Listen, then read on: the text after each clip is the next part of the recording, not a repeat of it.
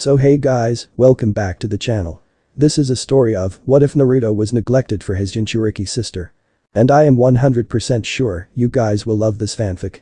But before we start, I have a request to all of you. As you guys can see, we are very close to reaching 1000 subscribers. So please subscribe to our channel. I really need your support. Now let's start the story. A tiny pebble may start a small ripple. A small ripple that over time can turn into a tidal wave affecting the lives of many. Minato and Kushina find out the hard way when their small mistake causes not only problems to them, but also to the whole shinobi world. Location: Hidden Leaf Village. Kushina Uzumaki watched her daughter practicing with shurikens. Kushina was a very beautiful woman. She had a slender but feminine build, fair skin and violet eyes. Her most concerning feature was a thick head of flaming red hair that she had passed down to her daughter Natsumi. Natsumi's bright blue eyes fixed on the target. She had slipped one of the two shurikens in each of her hands into a throwing position. The razor-sharp shuriken flicked with Natsumi's hands and sailed the short distance to the training dummy.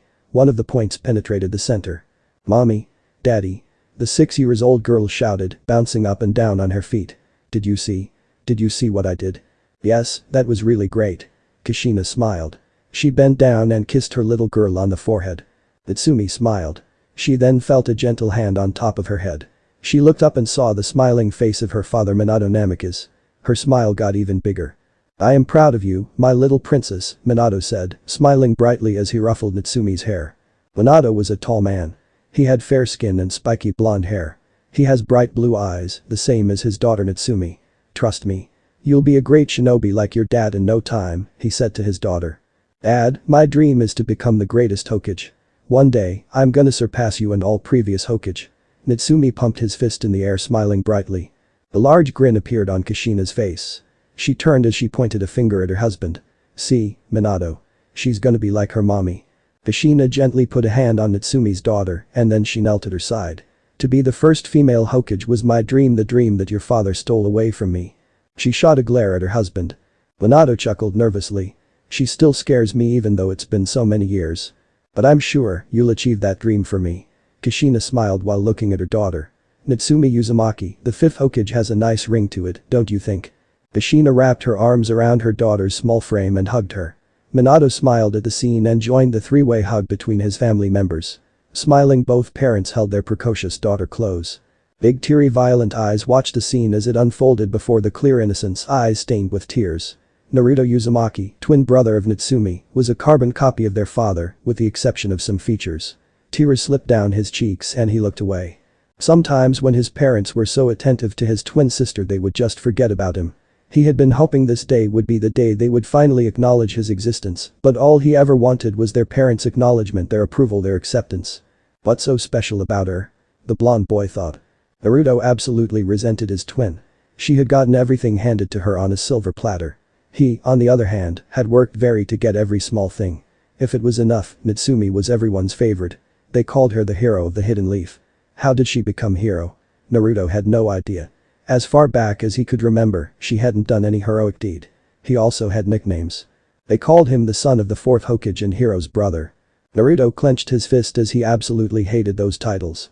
He didn't want live in the shadow of his famous twin and even more famous parents. Naruto. Naruto. Naruto's musing cut short when he heard Minato call his name. "Naruto, come here." "Yes," Naruto replied as he approached his family. "Naruto, I want you to fight with your sister," Minato said. Naruto nodded his head as he saw a good opportunity to show his parents that he was worthy of their time and love. "Good." Minato turned to his daughter. "Now Natsumi, you're going to fight with him, but do not forget to take it easy on him. It's not a real battle, just a spar and your brother isn't strong as you." Naruto clenched his fist in anger. He wanted to scream at father that it was their fault as they never trained him. "I'll show them I'm not weak, then maybe they'll love me like they do Natsumi." Kushina had a shocked look on her face.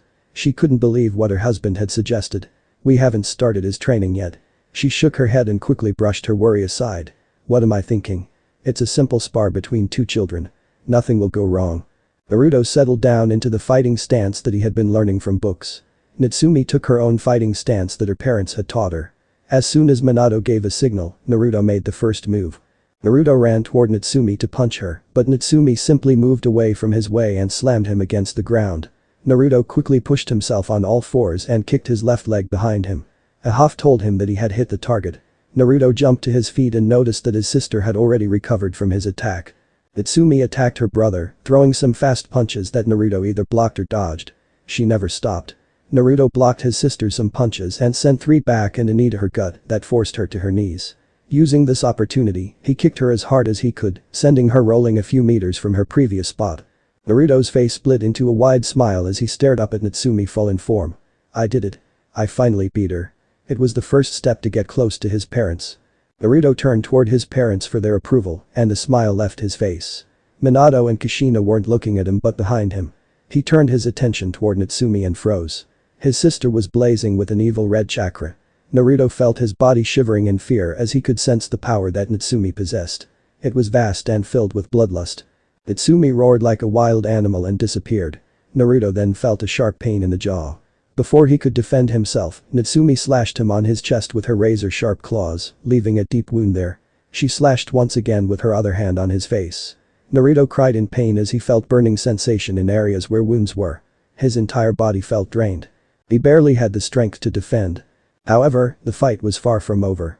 Minato and Kushina didn't realize what their daughter was planning until it was too late to stop.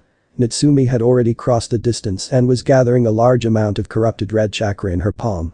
She delivered a palm strike to her brother's head, which sent him flying backwards into a tree. Naruto barely had the strength to keep awake. All he could feel was a pain, especially from his chest as he laid on the blood-soaked ground. He was conscious, so he could hear his parents calling his sister's name. He saw some blurry images of his parents disappearing with his unconscious sister. Minato and Kushina had forgotten about him once again. He felt betrayed and that made the pain even worse. At last, I am not special, but I don't want to die, no. Not like this, I don't want to die like a nobody, Naruto thought before darkness took over his eyes. Minato and Kushina were in the hospital as they stood in the hallway. Medical ninja team was examining their children. That incident had really shaken up them, as they hadn't expected a simple spar between children would end up in the hospital. The sound of a click caught their attention. The door opened to reveal the head medic Nin. He walked out of the room and closed the door lightly behind him. Lord Hokage. The medic greeted his leader in respect. Are they alright? Minato asked, worry clearly visible on his face. Your daughter is safe. She has a small case of chakra exhaustion. She'll be back to full health in a few hours, the head medic Nin informed. After hearing those words, Minato and Kushina felt a huge weight lifted off their shoulder. Your son, on the other hand, the man trailed off with a frown on his face, making both parents to concern about their son. What happened to him? Kushina asked with worry laced in her voice. Her hands were shaking a little. I'm not sure if he'll fully recover from it. The head medic's Nin took pause before looking at both parents. He has lost his so much blood, but that's not a big problem. Our major problem is the Nine Tails chakra. The corrupted chakra has done some serious damage to his important organs, especially his both eyes. They are damaged to beyond repair. His body is further shut down and entered a comatose state. I'm afraid there is nothing I can do. Forgive me, he said. The only medic of Lady Tsunade caliber can do something. I insist you call her.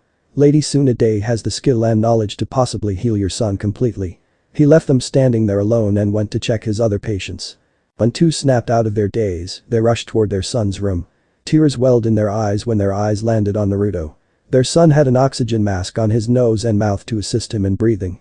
His entire chest was covered in bandages as well as his left arm, his both eyes, the left side of his face and down his neck slightly. His chest had a few wires attached to monitor his heart rate and his breathing. Bandages that warped around his chest and both eyes were soaked in blood, telling them the seriousness of his injuries. This is my fault. Kushina was openly crying. What kind of mother am I? I took my daughter to the hospital but left my son drowning in his own blood. Minato wasn't feeling much better than she was. He looked down at his feet in shame as he clenched his fist. I'm such a terrible father. How could I let something like this happen to my son? How did this happen? A man wearing a boar mask asked his partner. His partner had bird mask on his face. Both men were from Anbu Black Ops, Special Assassination and Tactical Squad. They were dressed standard uniforms which for Konoha Anbu. There's been talk, and I'm not sure if it's true or not, but there's a lot of rumors going around about it, Bird paused. He looked around to make sure no one was in earshot. It was Natsumi, he said carefully, his voice barely above a whisper. She lost control over Fox's chakra and attacked her brother under its influence. But what about the seal? Boar asked, his mask successfully hiding his shocked expression. Maybe Seal Bird shook his head as if trying to shake out the silly thought. I don't know, I'm not a seal master. Bird looked straight at the blonde-haired boy they were guarding through the small glass window built into the door. 2 weeks had passed and Hokage's son was still in critical condition. He said, "He is a strong boy, let's hope he'll wake up soon." Or nodded, agreeing with his partner. He just hoped the boy would wake up soon healthy and not with some traumatic experience. The night was unnaturally quiet. There was no voices or sounds, not even the normal rustlings, no bird, owl or barking dog. It seemed like, by godly, that all night animals were holding their breaths as if they waited for something to happen. The moon had risen higher and was shining in at the uncurtained window, illuminating Naruto's hospital room with a silvery light. Moonlight and darkness alike bent and danced around the injured boy, surrounding him in a hazy metallic shimmer. And suddenly light changed. The stain began to spread over the face of the full moon, a stain like pooling blood. As it spread, the moonlight turned from white to red, the blood red of pain. The glow became brighter with each passing second and began to pulse before dying out altogether. After light came darkness. Dark shadows poured out of walls. It buzzed on the air and filled the room, expanding into every corner to block out the light. The darkness bubbled and rose up in flabby, half-formed shape which reached out with feeble hands. A pair of eyes burst open in the darkness and glowed, crackling energy spewing from their crystal form. "Fu and you?" The darkness changed its shape again as it twisted like ropes, stretched and wrapped around Naruto's body as a blanket. Swelling darkness seeped into his wound, flowing in his veins, stitching all wound together. The same darkness emerged from a small black portal into a featureless glaring white world. The ground, sky, even the far-off horizon, all brought about an almost maddening snow glare effect. The world was empty, held no life signs, save for a small bubble of energy. The darkness changed its form once again as it twisted, taking a famine shape before turning into a beautiful woman. The woman possessed very delicate facial features, like extremely long, sweeping light-colored hair that touched the ground. Her featureless wide eyes narrowed at the bubble as veins appeared near her temples. This chakra. The white space in front of her ripped like a sheet of paper. She stepped into the portal that led her near the bubble. She took a step forward and raised her right hand. When her dark nail touched the bubble, it burst apart and disintegrated to nothing but mere light particles. "What?" Naruto said. Naruto looked up at the woman with his blood-stained cheeks. She had two horns that came from the sides of her forehead, but he wasn't frightened by that. It was her chakra that frightened him. Her was vast. Compare with the vast sea-like chakra of her, the red chakra Natsumi had was nothing but a little pond water. The woman bent down, cupped Naruto's cheeks with her hand. "What is your name?" she asked, her tone voice quite emotionless. Naruto first was reluctant to answer her question, but decided to answer it. He didn't want to get her bad side. My name is Naruto Uzumaki," he said. "Why are you crying?" the woman asked. "My parents," Naruto stated in a dejected tone, hiding his anger and sadness in them. "They care more about my twin sister than me. To them, I'm nobody. They don't care about whether I live or die." He began to sob and started to tell her everything about his parents, his twin sister, and his parents' favoritism toward her. Even after hearing Naruto's sob story, the woman's face showed no emotion. She looked at the boy with her wide eyes. After a long minute of silence, she spoke again. "Tell me, what are you going to do now?" I do not know," Naruto answered, as he wrapped his arms around his legs and buried his face in his knees. "Maybe, I'll find peace here. I can help you if you want." Naruto jerked his head up at her. "Why?" he asked. He didn't know why this woman wanted to help him. There was nothing he could give her in return, and top of that he didn't even know her name. "Why do you want to help me?" The expression on the woman's face continued to be unchanged. "Because I'm your ancestor," she said. Naruto's eyes widened at hearing that she was his ancestor. "A ancestor, but how?" he asked. From her wide eyes, he could tell that she had Byakugan. "I don't mean to be rude, but neither my mother nor my father is related to the Hyuga clan. You've their Dijutsu. You're obviously related to them. I'm also Hyuga clan's ancestor and originator of their bloodline." "Huh? I don't get it. I'm Kagyu Tsutsuki.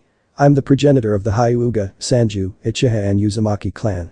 I'm the mother of Hagoromo," she said. She then noticed a confused expression on his face. "You may know him by his other name, the Sage of the Six Paths." "The Sage of the Six Paths? You're the mother of the Sage of the Six Paths?" Naruto nearly cried, quickly standing up on his feet. The shock and excitement were clearly visible on his face. The creator of ninjutsu and chakra. He had read about that man. The man was the god of all shinobi. The guy's face changed from emotionless to a face filled with anger and hatred.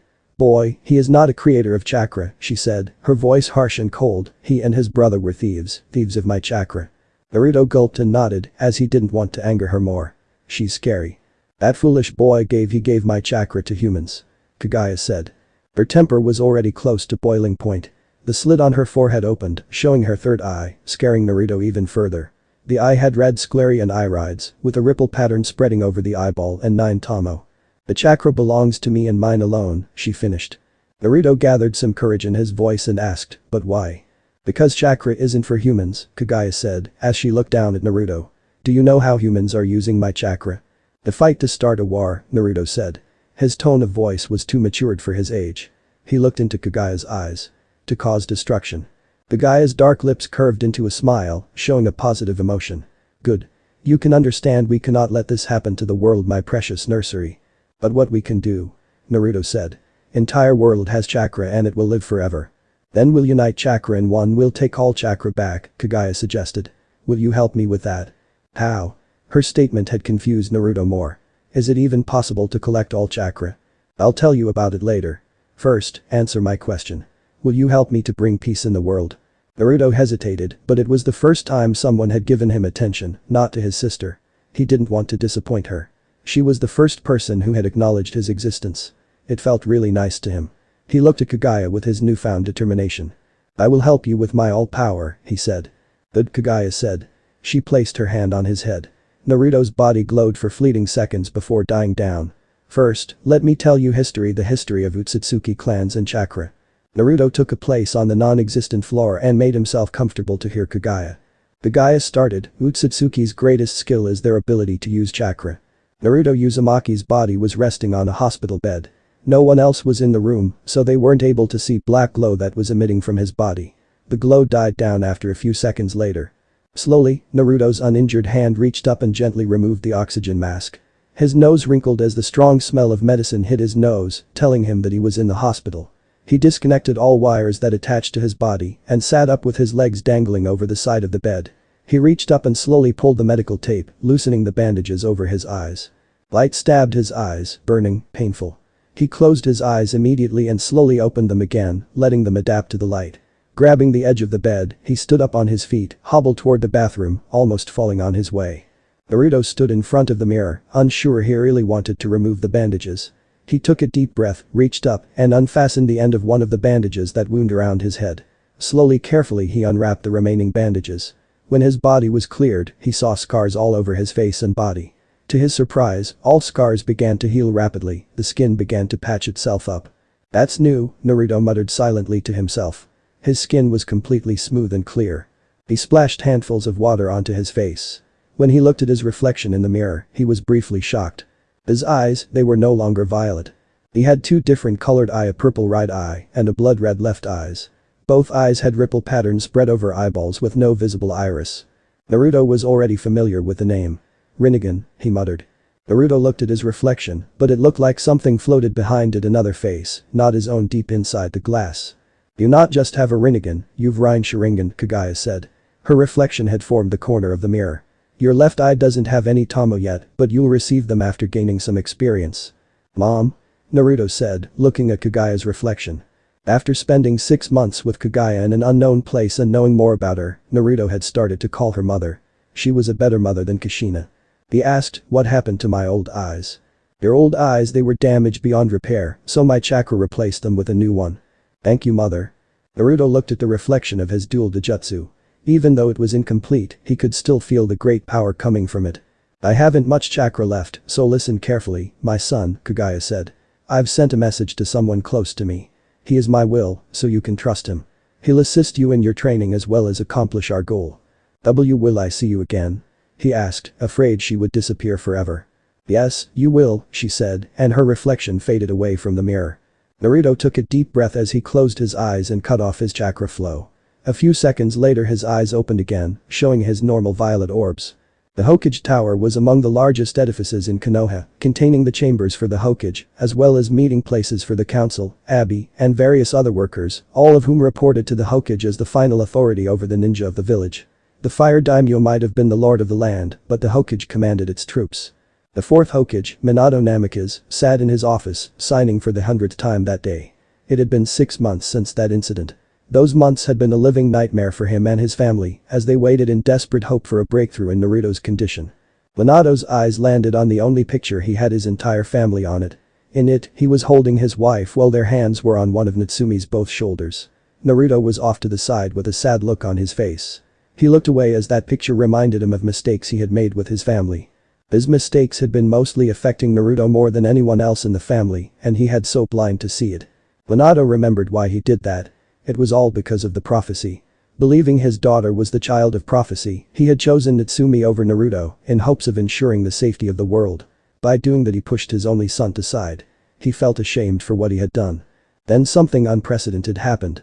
The glass of picture frame cracked vertically, separating Naruto from the rest of the family. It was an ominous sign which worried him greatly. "Minato," a voice called out urgently. Minato turned the head toward the direction the voice came from. There stood the one person he hadn't seen in a while, his sensei Jiraiya.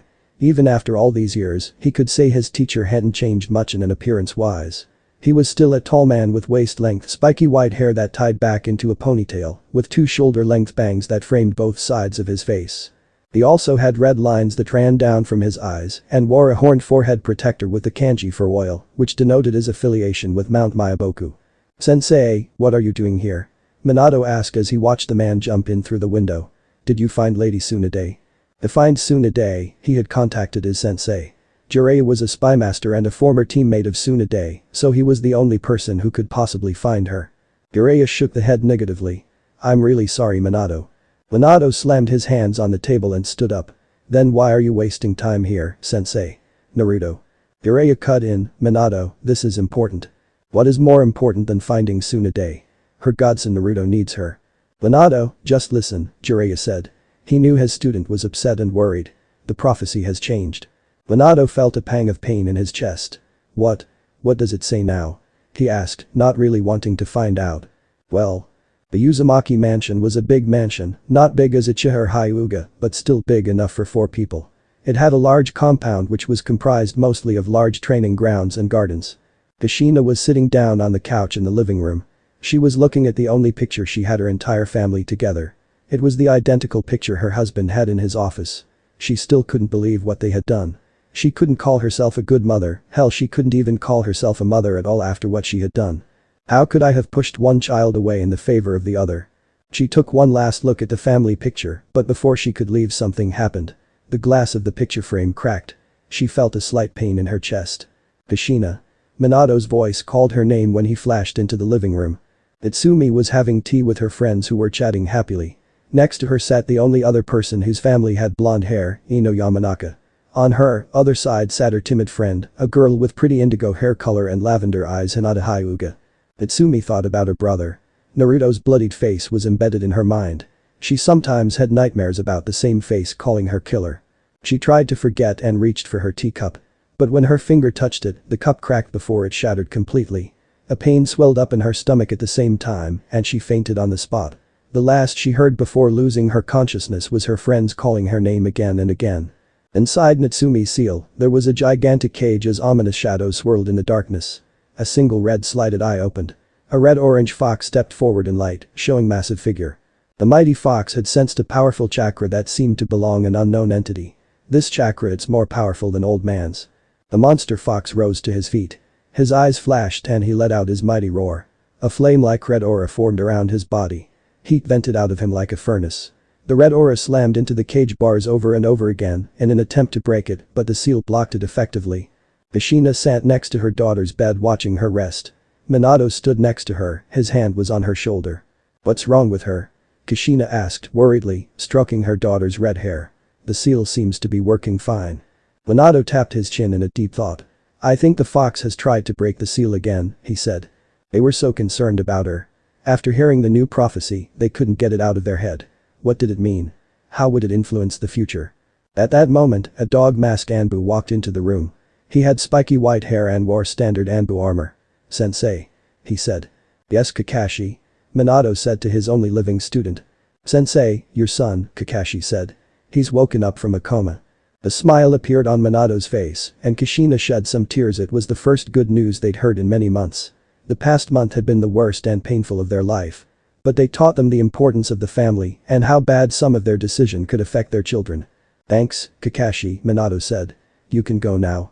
Kakashi nodded and walked out of the room. "Thank goddess, he is awake," Kushina said, relieved to know her son was awake. "I hope he'll forgive us," Minato said, as he realized they had something to take care of. They didn't know that they were already too late for asking forgiveness. The seed of revolution had been sown in Naruto's mind by Kagaya had already sprouted and was just blooming. It would take years to grow and flourish, but once it did, it would crack the very foundation that held the ninja world together. Minato sat behind his desk in the Hokage Tower trying to do his paperwork. The keyword was trying. He just placed his pen back down. Sighing in frustration, he sat back in his chair and rubbed his temples. He stared out the window of his office. The past 6 years Minato did not want to think about it. Those years reminded him of his constant failure in everything. However, no matter how hard he tried, he couldn't stop these thoughts of flashing over and over in his mind. So many things had gone wrong during that period of time. Hyuga affair and Uchiha clan massacre were prime examples of it. Minato felt a pang of guilt in chest thinking about it. Hyuga Hisashi and all those innocent Uchiha clan members had paid a heavy price for his failures. Minato looked down at the photo that he had on his desk. His family photo. He picked it up and traced his fingers lightly over his son's picture. His son constantly reminded him that he failed to fulfill his job as a father. Naruto had become increasingly distant and cold to everyone, even toward his twin sister. As far as Minato remembered, Naruto used to be a sweet and bright child, something he and Kushina had failed to see at that time, but these days, he would hardly see a smile on son's face. His son had become a shadow of his old self. Minato had no one to blame but himself for it. His foolishness had caused his son so much pain in the past. Then there was his next child. Ever since the Nine Tails chakra nearly caused her brother's death, Natsumi had developed a great fear of using Fox's chakra. Fearing for worse, she had refused to tap into the beast's chakra. All incidents had also created another problem that Minato didn't know how to resolve. Somehow the information about the incident had leaked in public, planting a seed of doubt into the Leaf citizens' mind and causing them to doubt of his words of Natsumi being their savior. The Leaf citizens hadn't shown any real open hostility toward his daughter, but Minato had seen a slight change in their behavior toward her. Minato's train of thought interrupted by a quiet knock on the door. "Come in," he said. Minato saw the former Hokage Hiruzen Sarutobi, who was somewhere around 68 years old, walk in his office. The third Hokage was a light-skinned man of below average stature with gray hair. Followed closely behind his preceder was his least favorite people. Homura Midokado and Kaharu Udatain. They were around the same age as Hiruzen. Homura was gray hair, a bearded man with glasses, and had a strong jawline of facial structure. Kaharu had gray hair. Her hair was pulled back in a twin bun locked by a traditional Japanese hairpin with 2 pearls dangling from the side. 2 of them were part of the Leaf's Elder Council. "Hiruzen-sama and honorable elders, what can I do for you?" Minato asked, showing some respect to the former Hokage and his ex-teammates. He gestured for them to take a seat. They gladly accepted his offer. Hiruzen pulled his pipe out of his sleeve and lit it with a quick application of fire chakra. Minato, he put it in his mouth and inhaled it before releasing a cloud of smoke from his mouth. "We are here to discuss the upcoming graduation exam." Adjusting his glasses with his thumb, Homura said, "As you already know, some students in today's graduation exam are special. Most of them are from famous clans. There were also the last Uchiha and your children," Kaharu added. "Your daughter is a Jinchuriki and your son. He is a young prodigy and a natural genius.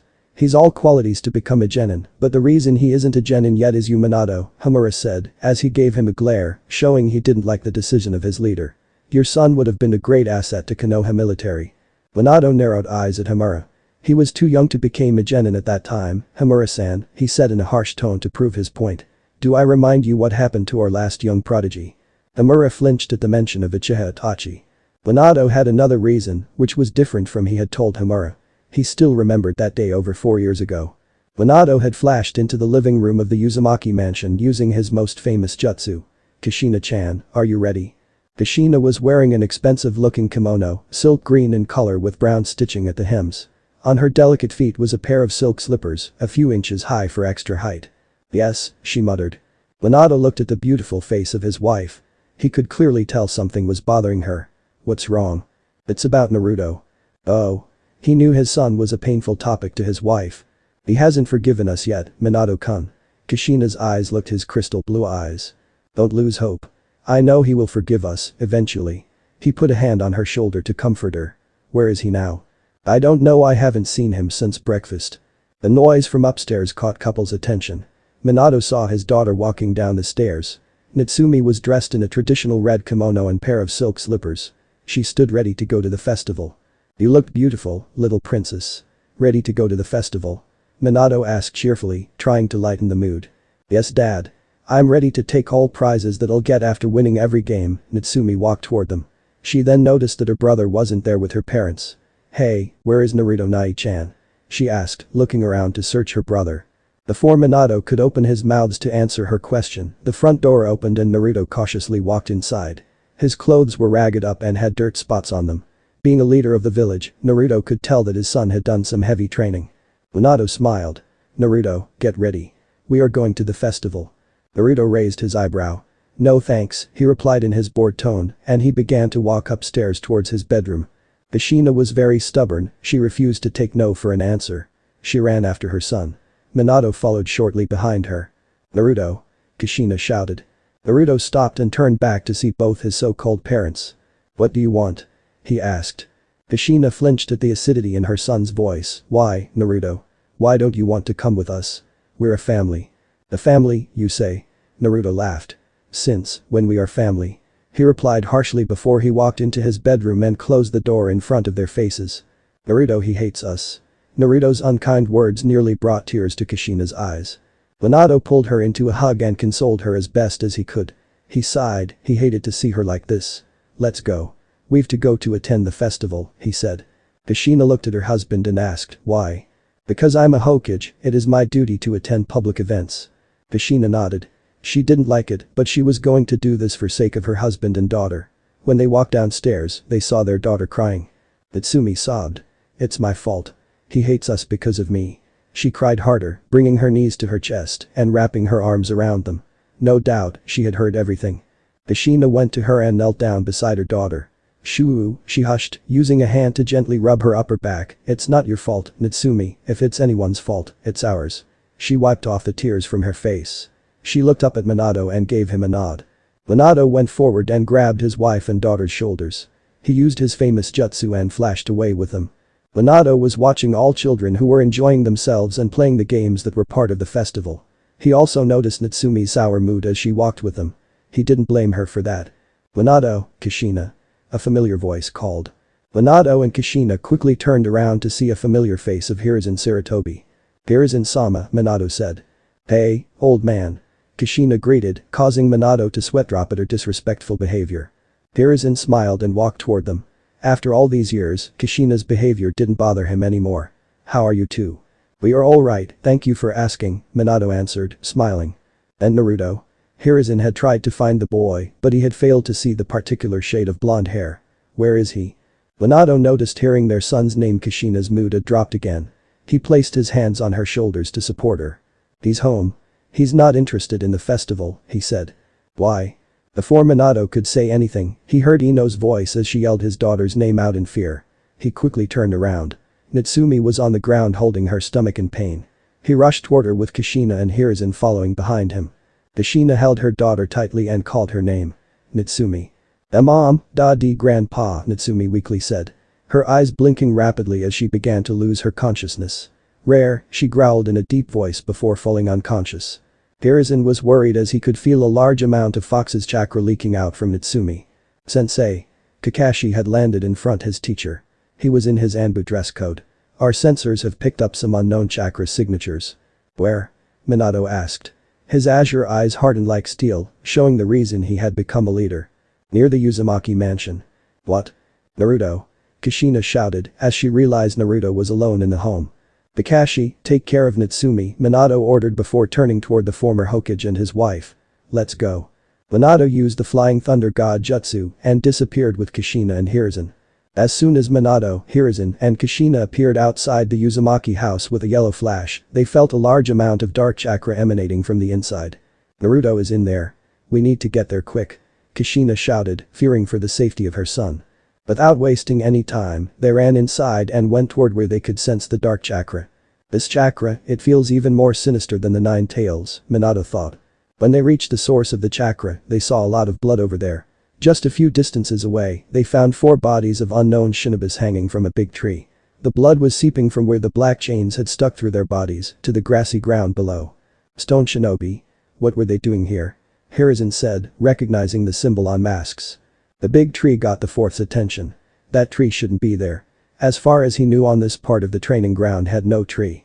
There was only one bloodline capable of growing full-grown trees in one day or in a few minutes. These days, only one person had that bloodline, but that person was out of the village for an important mission. The Hokage's eyes followed the chains back to their source, and his eyes widened. Naruto stood there in the middle of the training grounds alone with the chains of unknown black metal protruding from his back. He yanked back the chains out of the dead bodies, making them disappear. The tree suddenly sprouted two branches covered in fur-like leaves. The branches wrapped around the bodies before they hit the ground. Wood release. He can use wood release, Hiruzen said as his eyes widened in surprise. Those were chakra chains. I didn't know Naruto's inherited my special chakra, did you? Kushina asked her husband. Minato had said nothing. He had been staring at Naruto's emotionless violet eyes. Minato could never forget his son's eyes. Those eyes had held no emotion in them. After that, he had denied Council's all attempts to let Naruto join early in the shinobi program. That incident had also led to question about Naruto's wood release bloodline. Thankfully, Hiruzen had come with a theory. The Uzumaki clan had close ties with the Senju clan. Maybe, because of this Naruto could use the wood release like first Hokage Hashirama Senju. Keeping Naruto's wood release as an S-rank secret, they had released very small details about the stone incident in the public. It had contributed to raise Naruto's popularity among the Leaf citizens. Minato, Hiruzen called patiently. Minato shook his head before he turned back to his visitors and asked, "Sorry, did you say something?" Hiruzen's sweat dropped and said, "You are truly Kakashi-sensei." Taharu made a fake cough to catch their attention toward her before saying, "Well anyway, let's talk about team's arrangement." Itsumi was sitting in the classroom of Shinobi Academy with her childhood friends. She had gotten her father's blue eyes, but otherwise could have been a mini carbon copy of her mother, same build, same skin tone, same long bright red hair with strands that framed both sides of her face. Her ninja gear also looked similar to her mother's old genin gear. A short-sleeved tan kimono-like blouse with a dark embroidered border, held closed with a black obi, a dark skirt, and stockings that stopped at her thighs and brown sandals. In Itsumi's right side was her childhood friend, Hinata Hyuga, the heiress of the Hyuga clan. She had dark blue hair, fair skin, and customary wide eyes of her clan that had a tinge of lavender. She was wearing a cream-colored hooded jacket with a fire symbol on the upper right and left sleeves and fur around the cuffs and hem, with navy blue pants. Like the rest of her clan, she possessed the renowned Byakugan. She was the shy girl in Itsumi's little group. In Itsumi's left side was her another childhood friend, Ino Yamanaka from the Yamanaka clan in her fairly revealing purple clothing with small silver hoop earrings. She was a fair-skinned girl of average height with blue eyes. The most noticeable trait in her appearance was her long, blonde hair, which was in a high ponytail with bangs covering the right side of her face. There was Kiba Inuzuka from the Inuzuka clan with his nin dog Akamaru, a tiny puppy with white fur.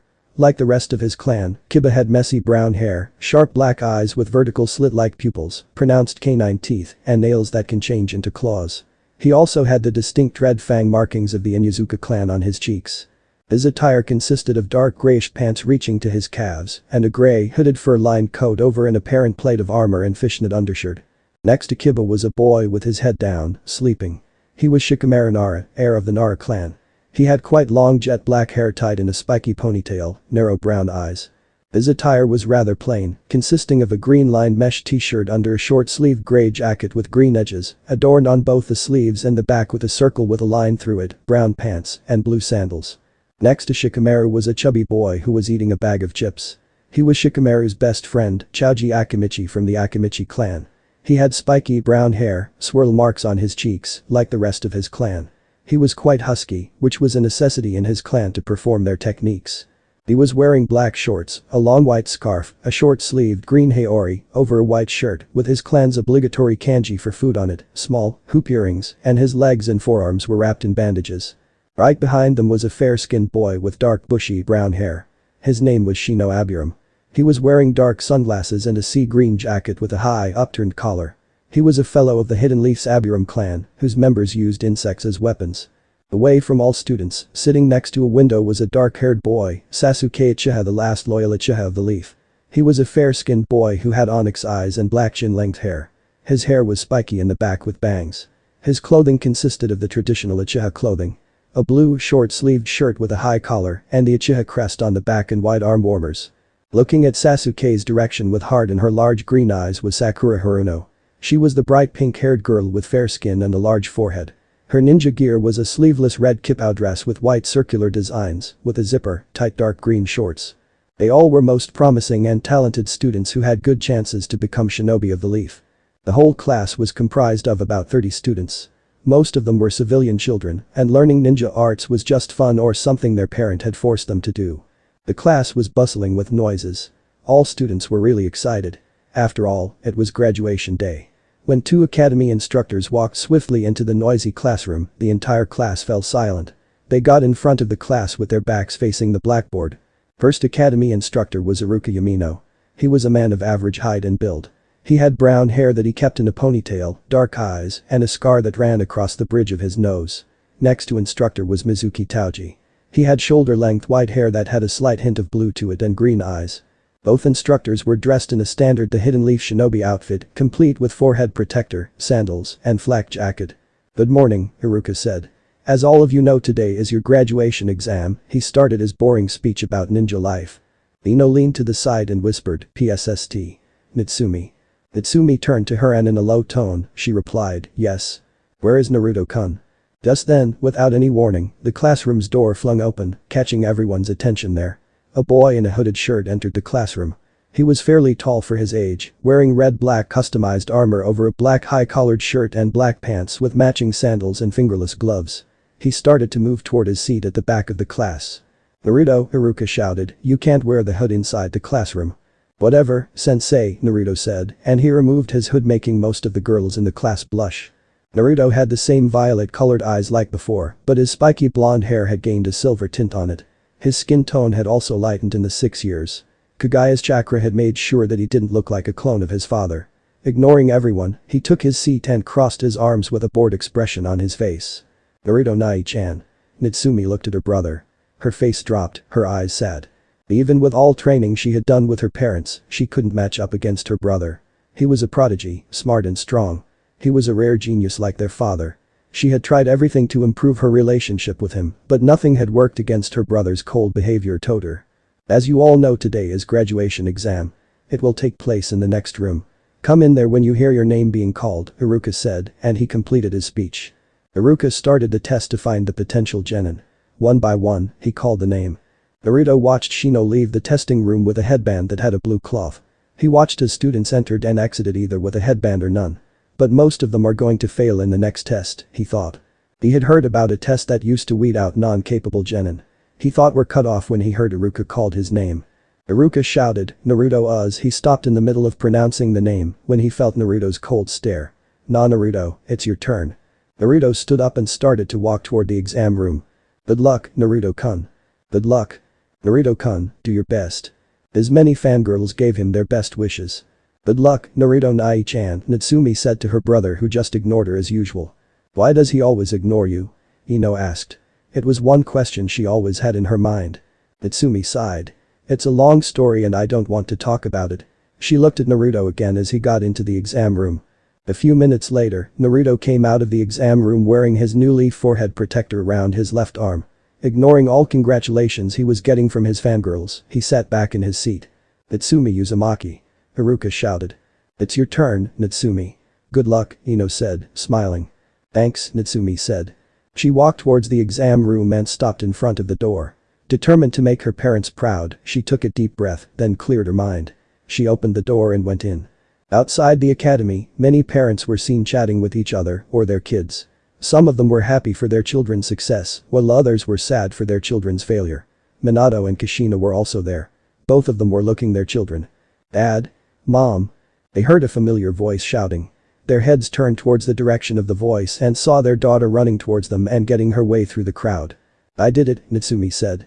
She showed them her forehead protector. "I'm a ninja now. One step closer to being the first female Hokage." "Yes, you did it," Minato said, ruffling her daughter's hair to annoy her. Natsumi slapped his hand away. "Don't do that.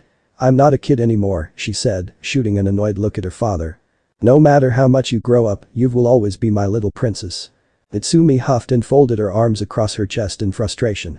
Kushina smiled. She bent down to her daughter's height and gave her hug. "We are happy for you." Natsumi smiled. Wrapping her around her mother, she hugged back. Kushina released her daughter from the hug and slowly stood up. The smile never left her face.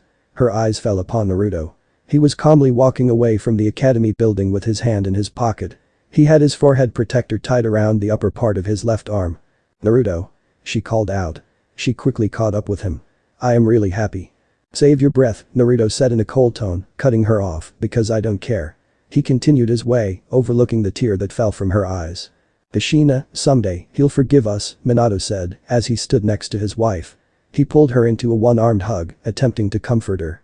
Naruto was standing on the top of Hashirama Senju's head carved into the stone, looking down on the Hidden Leaf village. The hooded cloak he was wearing over the ninja gear was blowing in the wind. His unique Taijutsu was active. His Rinnegan eye hadn't changed much, but his left eyes had evolved. His Rin Sharingan had gained 3 Tomo in the first ring they were spinning rapidly around the pupil. The hidden village of leaves is a beautiful village. Having very bright and warm weather, it's a great place to live to anyone. It's also one of the most powerful villages in existence, responsible for producing many of the greatest ninja in history like Hashirama Senju, Tobirama Senju. Here is in Sarutobi. It's painful for me to admit that Minato Namikaze is also one of them, he said. He crossed his arms as he looked up at the moon shining brightly in the night sky. But this village also has dark histories. It's also responsible for creating many deadliest missing ninja, don't you think? Yes. Madara Uchiha, Orochimaru, Tobi, and Itachi Uchiha were Leaf's ninja before becoming criminals, a voice answered his question. Naruto turned toward a strange mutated creature. The creature had a human-like shape and facial features. White skin, short green hair, a lone yellow eye, as well as unusually rounded teeth. You're right, White Zetsu, but the last one is the victim of one of the Leaf's darkest secret, he said. Aha, yes, Danzo and his root Anbu. So anyway, Naruto turned around and looked back at the Leaf Village. Do you have any interesting news for me? Yes, Zetsu said in a slightly cheerful tone. It's about Academy instructor, Mizuki. In the deep forest, Iruka and Mizuki were battling against each other, but as things stood, it seemed Mizuki would be the one to prevail. Give the scroll back, Mizuki. Iruka shouted. Mizuki only laughed and said, with this scroll, I will become invincible. Mizuki slashed Iruka's shoulder with a poisoned kunai. The poison was soon to start its effect on Iruka's body. He suddenly began feeling tired and dizzy and fell to the ground. With his blurry eyes, he looked up and saw Mizuki bring a kunai down to him to finish him. So this is it, this is how I'll die. Iruka closed his eyes and waited for the inevitable. He had a good life, and he was not afraid of death. The sound of kunai clang snapped him out of his own thoughts. He saw a hooded figure block the kunai and push the traitor away. An Anbu, thank God, Iruka thought. But he was proven wrong. Naruto. Mizuki said. Iruka looked up at the hooded figure. Even with blurry eyes, he could see there was a familiar silvery blonde hair sticking out from the hood. Naruto. What are you dining here? You? How dare you try to ruin my plan? Mizuki shouted. Whatever, Naruto snorted, putting his hands in pockets. Gritting his teeth, Mizuki dashed toward him with kunai in his hand. Naruto. Iruka shouted, worried for his student's safety. Naruto stood there doing nothing, only eyeing the traitor lazily. He yawned once more, hands still in his pockets. In the last moment, just as the kunai was about to connect to his chest, he simply sidestepped. He brought his knee up to the surprised Mizuki and slammed him right on his stomach, giving him a heavy blow. Before the man could recover, he brought his leg up and brought it down on his back, making the man kiss the ground. Is this all you can do? Naruto said. Weak. He gave Mizuki a hard kick, sending him skidding across the ground and slamming into a tree. Mizuki glared at the blonde-haired boy angrily. He tried to stand, but could not retain his balance. With one hand braced against the tree, he shakily stood up on his feet. I will show you my true power, boy. He cried. Naruto watched with a raised eyebrow as Mizuki took a vial from one of his vest pockets and brought it to his lips. He chugged it down in one gulp, shivering from the taste. The half-empty vial dropped onto the ground from Mizuki's hand as pain ripped at his inner throat and scoured down into his belly. It was agony beyond all reason. Mizuki grabbed his neck with his fingers as his throat began to burn. He tried to scream but no sound came. He tried to raise his feet and began to stumble. Mizuki dropped to his knees, screaming in pain. His ears lengthened and came to a point.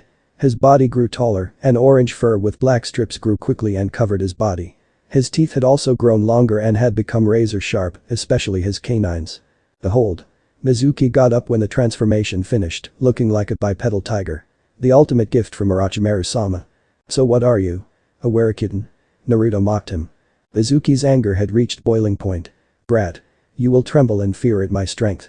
Mizuki vanished from the side and reappeared in front of Naruto. He sliced the blonde across the stomach. The force of the attack sent Naruto flying backwards and against a tree. Ahaha. Mizuki began to laugh evilly but stopped when he saw instead of blood, a pinch black smoke leaking out from the cut. What? Naruto's body dissolved into black smoke. The smoke slithered toward the X Academy instructor. Mizuki slashed his claw at the smoke, but nothing happened. He looked at his hand. The skin on his fingers where he had touched the smoke had been badly burned. Mizuki watched as Naruto's upper body materialize from smoke more than 15 feet in front of him. He reached into his pouch, pulling out a pair of kunai. He threw the one at the boy. The kunai only met an empty air. The black smoke stretched toward Mizuki, and out of that smoke leapt Naruto. His feet slammed into the traitor's back. He cried in pain as he stumbled forward. Naruto's feet touched the ground, he spun, crossed his arms, and dissolved again in the form of the black smoke. Anticipating the attack, Mizuki spun, cutting air. Naruto was there, his feet outstretched for kick, but again his kunai passed through the only smoke. He coughed and retched as it swarmed over him, burning his lungs and tasting foul on his tongue. Within the smoke, he heard Naruto's voice, echoing all around him. "This is entertaining, isn't it?" Mizuki gritted his canines in silent fury. "Come out of that, boy, and show yourself. Don't hide in the dark," he roared. "Sensei, we are ninjas. We hide the dark and kill from the dark." Mizuki's eyes widened as Naruto's cold voice came from behind him. There was no time to scream. No time to move out of the way. A black chain with sharp tip burst through Mizuki's chest. Pain exploded, radiating out from his heart to every inch of his body. "Goodbye, sensei." Naruto could feel the man's life fade away. He jerked back the chakra chain, letting his former sensei's body fall to the ground. He turned toward his other sensei. Iruka was lying on the ground motionless. He went toward him and checked the pulse on his wrist. "He's alive but unconscious. I need to heal him. Can't have him die on me now." "Too many explanations for later," Naruto said, mostly himself. He sighed and made a single shadow clone who went to copy the forbidden scroll of sealing. The real ones put a hand on Iruka's chest. A green glow emanated from the point of contact. He was using the manifestation of the chakra to diagnose the condition of the academy instructor. Judging from the way he frowned, it wasn't anything good. Du Anbu jumped down to the ground and walked toward Iruka. One Anbu knelt down next to the academy instructor and she began to check his pulse, breathing and pupils. She had straight purple hair reaching down to her waist. Her Anbu mask resembled a cat with 3 red stripes, 1 vertical stripe on the forehead and 2 horizontal stripes, 1 on each cheek. She then looked up at her partner and nodded her head. Her partner had an eagle's mask on his face that covered in green and red markings. He glanced at Mizuki. His body had returned to normal after his death. He went and knelt down beside the corpse. He could see something sharp had pierced in Mizuki's back between the shoulders and right through to his chest. "He is dead." Eagle stood up. His eyes looked around for searching something. "But where is the scroll of sealing?" "It's here," a voice said from behind him. Unsheathing his sword, Eagle quickly spun around to deal with danger. When he saw the 4th Hokage's son, shoulders sagging, he visibly relaxed and sighed in loud relief. "This boy nearly gave me a heart attack," he thought as he sheathed his sword back. The Eagle didn't want to admit it, but the blonde boy's sudden appearance behind him had caught him off guard. "So, what happened here?" he asked. Naruto handed the forbidden scroll of sealing to the Anbu and said, "That man was working for Orochimaru," he said, pointing his thumb at Mizuki's body.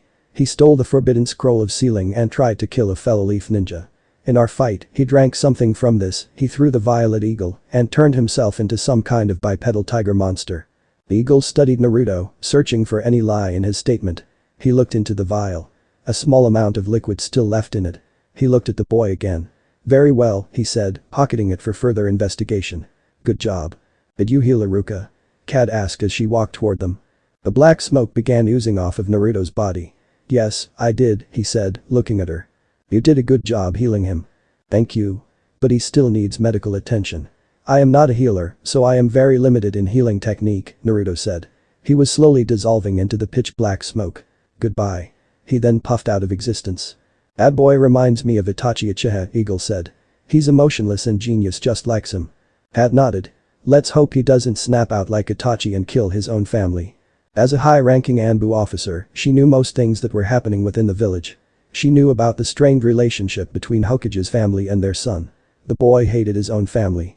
She couldn't blame the boy. She would have done the same thing if her family had been responsible for sending her 6 months in the coma. Then he disappeared in the black smoke, Kat said as she finished her report on the events that had happened the previous night in front of the Hokage and his advisors. Minato felt more than just fatherly pride for his son's actions. "Thank you, Kat. You can go now," he said. Pat nodded and gave a bow before disappearing in a puff of smoke. Hiruzen puffed out smoke from his pipe. Jinjutsu and medical ninjutsu," he said to himself. "Your son is definitely stronger than we thought, Minato. It seems he's been hiding his true skills," Kaharu said, looking at the 4th Hokage. Level-headed, intelligent and cunning, Homura said, who was clearly impressed the skill Naruto had shown. He's a perfect example of a shinobi. Yes, Minato said. Now, what about the team arrangement? I think we should put both Naruto and Natsumi together on the same team, Hiruzen said. Homura looked at his old friend and nodded. It's a great idea. This way, if Natsumi ever loses control of the Nine Tails chakra, Naruto will be there to restrain her with his chakra chains, and if it's possible then with his wood release, he said. Minato agreed with them. Suppressing a tailed beast chakra is difficult, not impossible, he said. But we have to assign a good instructor who can help Naruto to fully grab his wood release ability. And there is only one person who can do that, the third Hokage said. Tenzo, Koharu said. She was one of a few people who knew about him. Minato said I will speak with him. I'm sure he'll be happy to give Naruto his private lesson. Hiruzen pulled the pipe from his mouth and blew out a small puff of smoke. It's a very nice idea. It will keep his wood release power secret for now, he said. Anyway, let's start forming other teams first, Minato said as he gave a signal. The Chunin brought a stack of papers inside and put them on the desk. After giving a bow to his superiors, he left. Koharu picked up the first paper. The first team is Team 10. This team will work under Asuma Sarutobi. Ino Yamanaka, Shikamaru Nara, and Choji Akimichi will be on this team. The next generation in the Ino Shikacho trio, Hiruzen said, approving the choice. He released a cloud of smoke from his pipe. Homura adjusted his glasses and read the next paper. Team 9 is still active. He put that paper aside and picked up the next paper. Kiba Inuzuka, Hinata Hyuga and Shino Aburam, they will become Team 8. Kurana Yuhi will lead the team. This team can become a great tracking team with Hyuga clan's Byakugan, Aburam clan's bugs, and Inuzuka clan's dogs, as well as their own heightened sense of smell, Minato said. We've some problem with Team 7, so keep it for later, Koharu said, putting Team 7's paper side. She took another paper. Now for Team 6. Far away from the Leaf Village, in a deep forest, Naruto was seating on a rock. Legs crossed, back straight, he was in a calm meditating position. The place around him was filled with wildlife and nature, there were plenty of trees and animals around. He made numerous hand seals. Wood release. Nativity of a world of trees. All around him, plants started to grow. Not small plants, but giant, tall, and beautiful trees whose roots shot out of the ground into the air, crushing and merging with old trees in the forest. As they branched out, they formed leaves and caves beneath their bases. One such root burst out of the ground beneath him, lifting him off the ground. Still not good, Naruto muttered himself, and he went for another set of hand seals. Does anyone have a problem with arranged teams? Koharu asked. No one protested or said anything. Accepting no one had a problem, she picked up remaining paper. Now, there are just 4 students left. First 2 are your children, Minato. She took first 2 papers and placed them on one side of the desk. Another student is Sasuke Uchiha. She placed his paper next to Naruto and Natsumi's papers. The final one is Sakura Haruno. She took the last paper in her hand, which was Sakura's paper, last in the line. What is in her report? Homura asked to know more about the girl. Hiruzen picked up Sakura's paper. She is among the top students in the class. Other than Naruto, she is the only student who has gotten full marks in all written tests, he said. She has also shown in great talent in chakra control. Naruto and Natsumi must be on the same team, Koharu said. And only Kakashi can teach Sasuke about the Sharingan. We could always put Sakura on a different team, Homura suggested. No, that isn't necessary. I think I have a much better solution, Minato said suddenly, catching his advisor's attention. What's in your mind, Minato? Hiruzen asked. Put all of them on the Team 7, Minato said, shocking everyone. He quickly held his hand up, stopping Homura and Koharu from saying anything. This team is going to be our assault and frontline combat team. An assault and frontline combat team? Hiruzen repeated. Neither he nor his old teammates understood what Minato was trying to say. Being a Jinchuriki since the day of her birth as well as a descendant of the Uzumaki clan, Natsumi alone possesses a massive amount of chakra. She can easily take a position of a powerhouse of the Team 7, Minato said. I know Sasuke hasn't activated his bloodline Sharingan yet, but after activating it, he can become a ninjutsu specialist of the team. As for Sakura, putting her on this team may not seem like a good idea, but with her natural talent in controlling chakra, she does have the capability to become a medical nin. We all know how a medical nin is helpful to a team. He paused to let the information to sink in. The last is my son Naruto. He has shown a natural talent in most of shinobi arts. He is equally smart and cunning. With those qualities, he's suitable for a position of brain of the team. If you put that way then it'll be a great team, Hiruzen said. He had liked Minato's idea. Yes, but leading a team of fully trained ninja and leading a team of 4 freshly graduated genin is 2 separate things, Minato. Kakashi will also have to teach all of them. Can he handle it? Homura asked. I'm sorry but I don't think this is going to work. Homura had no doubt Kakashi was one of the best ninja the Leaf had ever produced. But Kakashi was also one of the laziest people he'd ever known. Maybe, Kakashi can't handle this team on his own, but with the assistance of another Jounin, this plan will work, Minato said. Kaharu asked, you mean another Jounin instructor? Hiruzen puffed once more and removed the pipe from his mouth. Who is on your mind? He asked Minato. Someone who can keep a tight leash on my students' bad habits. Naruto was walking toward the classroom, his head held low, the hood draped over it. He took another bite of his apple. It was the day when the recently graduated students would be assigned to genin teams. He calmly strolled into class and threw away the remains of his apple in a dustbin that was at the corner of the room. He walked toward his desk. He looked around and spotted Shikamaru Nara sleeping in his seat. Without disturbing him, he walked toward his own seat. Sitting down in his seat, he crossed his arms over his chest and closed his eyes, being decided to get some more rest. A loud screaming woke Naruto up from his sleep. The first thing he saw when he opened his eyes was Sasuke kissing a brown-haired boy from the class. Everyone in the classroom and Sasuke's fangirls were looking at the scene in front of them with wide eyes. I didn't know Sasuke plays for the other team, Naruto thought. Take note, maintain a very long distance between us. Both boys jumped away from each other and began to spit out the taste of each other's lips. Unfortunately, for the brown-haired boy, Sasuke's fangirls did not take well to the fact that he stole their Sasuke-kun's first kiss from them. They proceeded to beat the poor boy to a bloody pulp for the next few minutes, which only ended because of the arrival of Iruka. Alright class, take a place, no one paid Iruka any mind and continued their talking and playing. I said sit down. He roared using his demon big head jutsu, which was not technically a jutsu, but his job was done as all of them immediately took their seats. He cleared his throat and looked to his class. There wasn't any weakness in his voice, nor was he showing any signs of yesterday's injuries. Today. Iruka-sensei. Sakura interpreted, holding her hand up. Yes Sakura. She stood up from her seat and asked, where is Mizuki-sensei? Well, Iruka said. He and the Hokage had come up with an excuse to cover up the Mizuki death. He is on a long-term top-secret mission, and I can't tell you about it. Because if I tell you I'll have to kill you. It was truly a lame excuse, but its job had done. It scared Sakura. At that point she nodded her head fearfully without asking any more question and took a place on her seat.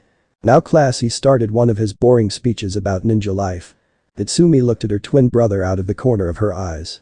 She knew that what her sensei had said was a big lie. The last night, she had accidentally heard her parents in the hallway talking about Mizuki-sensei. The silver-haired academy teacher wasn't on some kind of long-term top-secret mission. He was dead and it was Naruto who had killed him for his treason.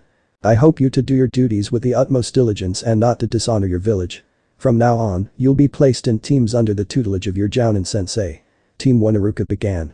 Both Sasuke and Naruto's fans were waiting who among them would end up one of their squad. There were many possibilities. Team 7 is Haruno Sakura, Sasuke Uchiha. Iruka winced as he heard the little banshee screaming in victory. Natsumi Uzumaki and Naruto under Jounin Kakashi Haddock and assistants Kushina Uzumaki. Iruka paled as he was struck by a feeling of utter dread. He looked to see Naruto's cold stare. He swallowed a lump in his throat and continued shakily to declare the other teams. Naruto really wanted to slam his head into a table or something. I can't believe it. He thought. How come every time I try to keep my distance away from Uzumaki family, Minato always does something that sticks them with me? Sasuke was also clearly unhappy for being saddled with Sakura. He had no problem with his other 2 teammates, but that useless fangirl was the one he disliked. Sakura was cheering inside her mind. It was her dream to end up together with her Sasuke-kun. It was common knowledge that genin were put in 4-man cells or squad, consisting of 3 genin and a Jounin sensei. However, her team constituted an exception. It was a 6-man cell. 4 genin and 2 Jounin sensei. My love for Sasuke-kun is strong enough to make Hokage-sama bend rules for me, she thought. Another Sakura appeared in her mind. She looked exactly like Sakura, except she was in inverted colors, the gray body color with white lines. She had wide eyes and kanji of inner Sakura on her large forehead. Humping her fist in the air, inner Sakura shouted, when love is eternal, even God bends its rules. Itsumi was grinning. She was happy. She was placed on the same team as her brother and mother. They were going to be together most of the time and she might be able to reconnect with her brother. It appeared that the only ones satisfied with the team were girls. Naruto suddenly stood up from his seat and started to walk toward the exit, shocking many students. "Where are you going, Naruto?" Haruka asked. Naruto was a real mystery, not just to him but everyone. Nobody could guess what was going through his mind. "It's obvious. I'm leaving," Naruto said, stopping in his tracks. "What about your team meeting?" "One of my sensei is Kakashi. You're already aware of his reputation. I'd rather use this time for training than sit here and do nothing." Naruto took a few steps toward the door. "And please, tell my teachers I'm outside one of the academy training ground," he said before he walked out of the classroom and closed the door behind him. Within an hour, all the teams were picked up by their sensei, with the exception of Team 7. They were sitting in the classroom and waiting for their own sensei to pick them up. "So I'm on the same team with a worthless fangirl and the 4th Hokage's children. At least they won't be a total waste of space like her." Sasuke glanced at Sakura before looking at Natsumi. He then thought about her brother. "And I've someone who can possibly challenge me. Let's just hope that this Haddock and the 4th's wife can teach me useful things that can help me against him." Meanwhile, with Natsumi, the girl was thinking about her current team. "Okay, I'm with Mom, Naruto Nai-chan, and Kakashi Oni-san. Thank you Dad," but she looked at Sasuke and then Sakura, "But why did you put the class emo and his fangirl on my team?" "Sure, I can put up being with the Uchiha, but Sakura I don't like her." "Where are they?" Sakura cried, having gotten sick of waiting. She was just trying to vent some of her frustration from waiting, as well as having Sasuke neglecting her the whole time. "Sakura, please keep your voice down," Natsumi said, rubbing her ears. Being Jinchuriki, she had heightened senses, which were sometimes pain in the ass to deal with. "Kakashi was my father's student. He's always late for at least 2 hours, and it is a common belief that Kakashi Haddock will be late for his own funeral." Both Sakura and Sasuke stared down at her as if she had grown a second head. A tick mark appeared on Natsumi's face. "It's true, but don't worry, my mom can handle him." As Natsumi finished the sentence, twin puff of smoke erupted in the room, drawing their attention to it. When they cleared, both jounin appeared in front of them. The first one was Kushina Uzumaki, wearing the standard uniform, which consisted of a simple black suit with a standard flak jacket, black pant, strapped-up sandals and leaf forehead protector on her head. Her long red hair was tied back into a ponytail with bangs both sides of her face. Their attention went toward the man standing next to her. This man was Kakashi Haddock. His hair was not white, but had more of a silvery hue to it. He wore the regular attire of anyone in the regular forces of the Leaf. On his hands were short metal-plated gloves. He wore his forehead protector on a simple navy blue band, tilted to the left to cover his left eye, and half of his face was covered by a navy blue mask. "Yo." Kakashi greeted them with waving his hand. "Sorry, we were late. We were lost on the road of life." Everyone's sweat dropped at his lame excuse. It was, of course, obvious that he was lying. "Kakashi." Kushina shouted as she whacked him on the back of his head. "You're the reason we're late." "Sorry, Kushina-senpai," Kakashi said, rubbing his head. "She still hits hard." Kushina turned to her students and smiled. "Anyway, Team 7 Air, where is Naruto-kun?" she asked as she noticed the lack of their 4th student, her son. "Naruto Nai-chan is outside," Natsumi answered her mother's question. Kushina nodded and said, "Let's go to get him." Both teachers put their hands on their future students' shoulders and disappeared in puffs of smoke. They all appeared in the Ninja Academy training ground. Both Sasuke and Sakura felt a little dizzy, but it began to fade. Unlike her teammates, Natsumi was perfectly fine. She had already gotten used to her father's the Flying Thunder God Jutsu, which was more powerful and faster than the Body Flicker Jutsu. "It's just temporary. You'll get over it soon," Kushina said. Sasuke and Sakura nodded as they already started to feel good. "What the hell has happened here?" Natsumi shouted, catching others' attention toward her. They quickly followed the line of her gaze and saw the condition of the training ground. It was torn in many places, filled with numerous small holes and cut marks. "Interesting," Kakashi said, watching Naruto practicing his Kenjutsu katas. The blonde boy's movements were fluid and quick, making him look almost like he was practicing some deadly dance. "He is good. I didn't know he is this good in Kenjutsu," Kushina said in a slightly depressed tone. Kakashi couldn't help but feel sorry for her. Being close to the Hokage's family, he knew that the relationship between his sensei's family and Naruto was non-existent.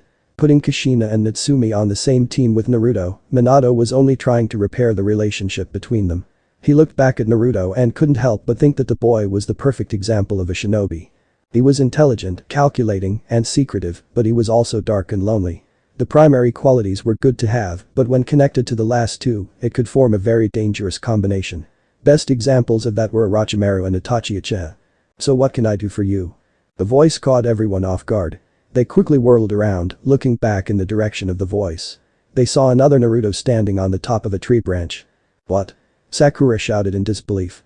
She turned back and saw the first Naruto still practicing his Kenjutsu katas. A clone? Sasuke guessed. No, Sasuke. It's a Jinjutsu, Kakashi said. And a very good one. Correct, Naruto replied as he jumped down from the tree and landed on the ground without making any sound. It's a Jinjutsu. With that said, other Naruto in the training grounds faded from the view. Natsumi asked, but when did you cast it? The good shinobi never reveals his secrets, Naruto told her. He looked at their faces, both Natsumi and Sakura were looking at him with expressions of awe. Kushina was looking at him with a pride. Sasuke, he was staring at him with some jealousy as he realized just how strong he really was. He turned his head to Kakashi and saw no expression on his face. I really wanted to see his expression, Naruto though. Okay, you four, meet us on the roof in 10 minutes, Kakashi said. Both teachers used the body flicker jutsu to disappear in puffs of smokes. Without saying anything to the others, Naruto turned himself into a pitch-black smoke.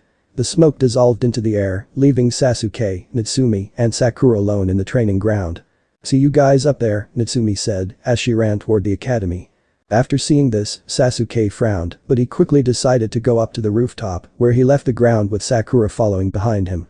When Sasuke and Sakura arrived on the rooftop, they found Natsumi sitting on a stone bench. She was looking at the scene in front of her with an amused expression on her face. Kushina stood, holding up an orange book in her hand. In front of her was Kakashi, who was attempting to take the book away from Kushina. Finally, there was Naruto. He was leaning against the wall and reading his own book, ignoring everything that was going on around him. Please, Kushina-senpai, Kakashi said, kneeling in front of her. This is the first edition and signed the copy of Icha Icha Paradise. Kakashi. Kushina said, releasing a small amount of her killing intent.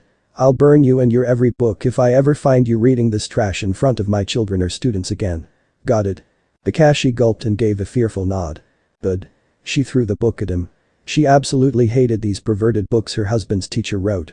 Kakashi quickly caught the book and put it in his flak jacket's pocket. He didn't want to make Kushina angry. The last time when he had made her angry, she had tied him up with a chakra-suppressing rope and left him hanging upside down on the tree. The thought of that time still made chills run up and down his spine. He still had nightmares about it. Sakura and Sasuke sweat dropped. Is he really a jounin? They thought before they sat down next to Natsumi. Seeing drama was over, Naruto snapped his book close and took a seat next to Sasuke Kakashi and Kushina sat on the steps, which were opposite side of their students. I think we should get to know each other better first. Let's start with telling your name, what you like, what you dislike, and your dreams for the future and your hobbies, Kakashi said, looking at his future students. How about you go first sensei so we know what we have to say, Sakura said to Kakashi. Alright then, I'm Kakashi Haddock.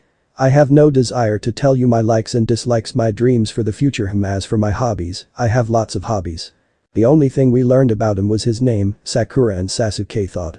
Natsumi sweat dropped.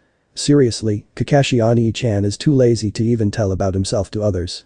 As usual, Kakashi and his secretive attitude. Kushina knew that Kakashi didn't like people knowing too much about him. Kakashi Haddock, you are a very secretive person, aren't you? Naruto thought, carefully eyeing the silver-haired jounin. Well then, please allow me to tell them about you, Naruto said, catching everyone's attention on him. Listen carefully, because I'm not going to repeat myself. Kakashi Haddock is the son of Tsukumo Haddock, a genius renowned as White Fang. At the mention of his father's name, Kakashi winced slightly. Naruto continued, he is a genius, a prodigy and the best of his generation. His prodigious talent, skill, and Sharingan prowess has made him one of the village's most capable ninja and recognized throughout the ninja world. Sharingan. Sasuke thought. This one word made him give all his attention to the blonde's words. Naruto continued, he is also the last living student of the 4th Hokage. His hobby is reading Icha Icha series. Kushina glared at Kakashi for this, making him look away from her. His dream is to fight his sensei. His favorite foods are salt-broiled sori and miso soup with eggplant, while his least favorites are anything fried or sweet. He has completed 1,141 official missions in total. 197 D rank, 190 C rank, 414 B rank, 298 A rank, 42 S rank, Naruto finished. There was complete silence. No one said a word. Kushina was smiling inside her mind. Looks like he has done some research on you, Kakashi, she thought. Okay, Kakashi said. He hadn't expected something like this. There goes my plan making me look mysterious in front of students, he thought. However, there was something bugging him. Where did you get all this information? He asked. Most of the things that Naruto said weren't entirely secret, but neither was it common knowledge. Naruto smirked. It's my hobby to gather information on every famous ninja, and you're quite famous in ninja world, copy ninja Kakashi. The man who has copied over 1,000 jutsu. All three remaining students stared at Kakashi incredulously after hearing that he knew 1,000 jutsu with their jaw hanging open. "1,000 jutsu?"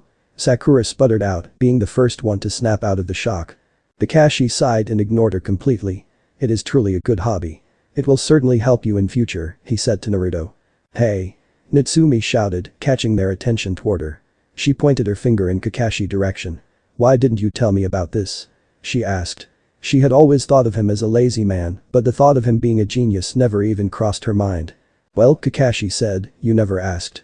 Hearing this, Natsumi's face faltered. Kushina let out a small laugh, seeing the expression on her daughter's face. "Anyway, it's my turn now," she said, gaining her all students' attention toward her. "My name is Kushina Uzumaki. I love my husband and children." Naruto scoffed when she mentioned children. "My likes are ramen, particularly salt ramen, and playing pranks on people. My dislikes are perverts, people who make fun of my hair, coffee and anything bitter. My hobbies are pulling pranks, chatting with my friends and cooking. As for my dream is," she glanced at Naruto. "I want to see my complete family once again." Only Kakashi and Natsumi caught the hidden meaning behind Kushina's words, as they knew what she meant. Kakashi said, "Okay, Natsumi, you are next." "My name is Natsumi Uzumaki. I like my family, my friends, ramen and learning new jutsu. My hobbies are eating ramen, playing with my friends, and trying new justice. I dislike traitor, perverts and anyone who harm my family or friends. My dream is to help my mother to achieve her dream." Hearing it, a small smile appeared on Kushina's face. "And I want to become the first female Hokage." She cried out the final part, pumping his fist in the air. A huge sweat drop appeared on the back of Kakashi's head. "She is a mini Kushina in the team." He pointed at Sakura, who was sitting next to Natsumi. "You're next, Pinky," he said, which caused Sakura to scowl. "My name is Sakura Haruno. My likes are," she glanced at Sasuke. "My hobbies are playing trivia games," and she looked at Sasuke again with a slight blush on her face. "My dislikes are Ino Pig along with Ami and her gang. My dreams for the future Kaya." She screamed in the excitement of what could happen between her and Sasuke in the future. Sasuke slightly moved away from her. He didn't want to stay too much closer to his number one fangirl. "Can't she see I am not interested in her?" he thought before shivering as he remembered his last night's dream. That wasn't a dream. That was a nightmare. Naruto just shook his head and ignored her. In short, her dream, hobby, and everything are linked to Sasuke, he thought. Natsumi also ignored her. Sakura, like Sasuke, was generally known thing in the academy. TCH, typical Sakura and her obsession towards Sasuke. Kushina and Kakashi cursed their luck. They looked straight at each other and nodded, knowing what they had to do. Kakashi looked at Sasuke and said, "Okay then, you're next, broody over there." Sasuke only scowled slightly at Kakashi's nickname. "My name is Uchiha Sasuke. I hate a lot of things, and I don't particularly like anything. What I have is not a dream, because I will make it a reality. I'm going to restore my clan and kill a certain man." Did someone just tell this guy to lighten up a little? Rather than brooding and thinking darkly all the time, there are many things he can do, Natsumi thought. "Makoto-chan, I was worried about this. It appears that loss of the Uchiha clan has made your son hung up on revenge." Kushina looked up at the sky, remembering her late friend, Sasuke's mother. If he keeps going down this path, it will only lead more sorrow for him and everyone around him. Let's hope we can save him before it's too late. Kakashi sighed, as he knew he and Kushina had a lot of work to do. Naruto sneered. "Idiot. Revenge has blinded him from seeing the power gap between him and his brother. Itachi is a prodigy and genius. Running after him without any strategy and power will only kill him." There was only one person whose thought was separate from the others, and it was Sakura. She had a dreamy look on her face. "Sasuke-kun is so cool." "And now, last but not least, Mr. Rookie of the Year," Kakashi said, looking directly at Naruto. Naruto began saying, "My name is Naruto." Kakashi raised his eyebrow at his lack of using his last name. "It's worse than I thought." Kushina looked down, so no one could see hurt expression on her face. He doesn't even consider himself as a part of the family, she thought. Naruto continued, "I like and hate many things. My hobby, you already know it. I don't like repeating myself. My dream, I want to become the best." Kakashi looked at all his students one by one. "Well, I have a mini Kushina, a fangirl, an avenger, and a boy with deep family issues." He turned his head toward Kushina. She had a cheerful smile on her face to hide her hurt expression and nodded. "I think it's time to tell you about the test," Kushina said, surprising everyone except Naruto. "But Mom, Natsumi." "Natsumi, you're not home," Kushina interrupted. Here, I am your sensei, so call me sensei or Kushina sensei. Understand? Why yes, Mo Kushina sensei, Natsumi said, quickly correcting her mistake. But what kind of test? We already had our test. Kakashi chuckled out loud. What's so funny sensei? Sakura asked with an annoyed expression. Well, if I say this, I'm sure you four are going to be surprised, Kakashi said with an eye smile. Out of all the graduates this year, only a few are going to become real genin and will stay as teams, while remaining will be sent back to the academy. In other words, this test is going to be very hard with a dropout rate of 66%, Kushina explained. This means there is 34% chance of success. That's enough for me, Naruto said in a confident tone. Everyone turned toward him and looked him for a minute in silence. What? Naruto asked, annoyed. Nothing, Natsumi said. Anyway, meet us tomorrow at training ground 3 at 9 AM sharp, Kushina said. Kakashi said, oh, and a word of advice, don't eat breakfast, you'll just throw up. And don't be late, Kushina said. She glared at Kakashi. Which applies to you as well, Kakashi. Why yes, Kushina senpai. Kakashi nodded fearfully. Both Kakashi and Kushina said goodbye to their students and disappeared in twin puffs of smoke. Naruto stood up from his seat and began to walk. Suddenly, stopping dead in his tracks, he turned his head toward his teammates and said, take my advice, don't take Kakashi's advice. Before anyone asked him any question, Naruto had already gone from there. What does it mean? Sakura asked. Sasuke answered her, I don't know. Goodbye, Natsumi said, as she began to walk away from the group of two as well. Once Natsumi left, Sakura turned to Sasuke. Sasuke-kun, would you like to go out for dinner? She asked hopefully. No, Sasuke replied simply. He left the roof to go home and train. Sakura wasn't going to give up easily. She followed him to convince him to have dinner with her. Next day, in the training ground 3, Natsumi, Sakura and Sasuke were waiting for their both sensei and their last teammate to show up for their test for the last 15 minutes. At 9 am sharp, in a swirl of leaves, Kushina appeared in front of them. Good, you all are in time, but where are Kakashi and Naruto-kun? She asked, noticing their absence. Suddenly, there was a puff of smoke next to Kushina and Kakashi appeared there. Checking his clock, he sighed in relief. Yo, he said, greeting Team 7 and Kushina. Kakashi? Kushina said in a surprised tone. She looked Kakashi and then quickly checked the time. She looked up at Kakashi again and checked for any genjutsu. She found it nothing. You're on time. Because I do not wish to die, Kakashi muttered under his breath. Did you want to say something, Kakashi? Kushina asked dangerously as she narrowed her eyes at him. Nothing, Kushina-senpai. Good. Kakashi sighed in relief. Anyway, where is Naruto? He asked when he saw only Natsumi, Sakura and Sasuke present there. I'm here, a voice came behind Kakashi, causing him to move around in surprise. The silver-haired man's eye winded when he saw Naruto. How the hell did he sneak up on me? He observed the pale blonde-haired boy. Is he really that good, or am I just losing my touch? Both things are troubling me. Alright everyone, here is the test, Kushina said, getting everyone's attention. Kakashi. Oh well. Kakashi said. He walked over 3 stumps wooden posts and put a clock on it. Your task is getting a bell from Kakashi before noon, Kushina said. Kakashi pulled out 3 bells from his ninja pouch. Those that don't get a bell will be tied to one of the wooden posts, she pointed at wooden posts, and we'll eat lunch in front of the Mo, and we'll be sending you back to the academy. Sasuke glared at Kakashi. So telling us not to eat breakfast was for this. Sakura held her grumbling stomach. Thank goddess, I took Naruto Nai-chan's advice. Natsumi smiled. She had eaten a lunch before coming here for the test. Why are there only 3 bells if there are 4 of us? Sakura said. Well, Sakura, this way we can send at least one of you back to the academy, Kakashi said with a smug smile. So come at me with the intent to kill. Begin. 4 figures 3 genin and 1 jounin blurred out of existence while one stayed there. Kakashi sweat dropped. Naruto, the test has begun. He sent a curious glance at the young boy. They're good, but they can be better. Sasuke and Natsumi are up in the trees, while Sakura is under the foliage. Even though I'm standing next to him, I can barely sense Naruto's presence. He's good. Truly a prodigy, as academy teachers said. I know, Naruto replied, the sound of his voice calm. But I want to say, this is an interesting method to test teamwork. Both Kakashi and Kushina, she was hiding behind a tree to observe her, and Kakashi's future students were surprised by this. It was the first time someone had found out the true meaning of the bell test.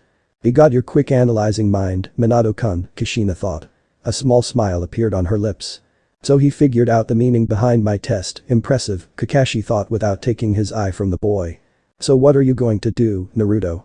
he asked. Naruto smiled and said, for now nothing. Suddenly, Kakashi felt something in the air like something was off.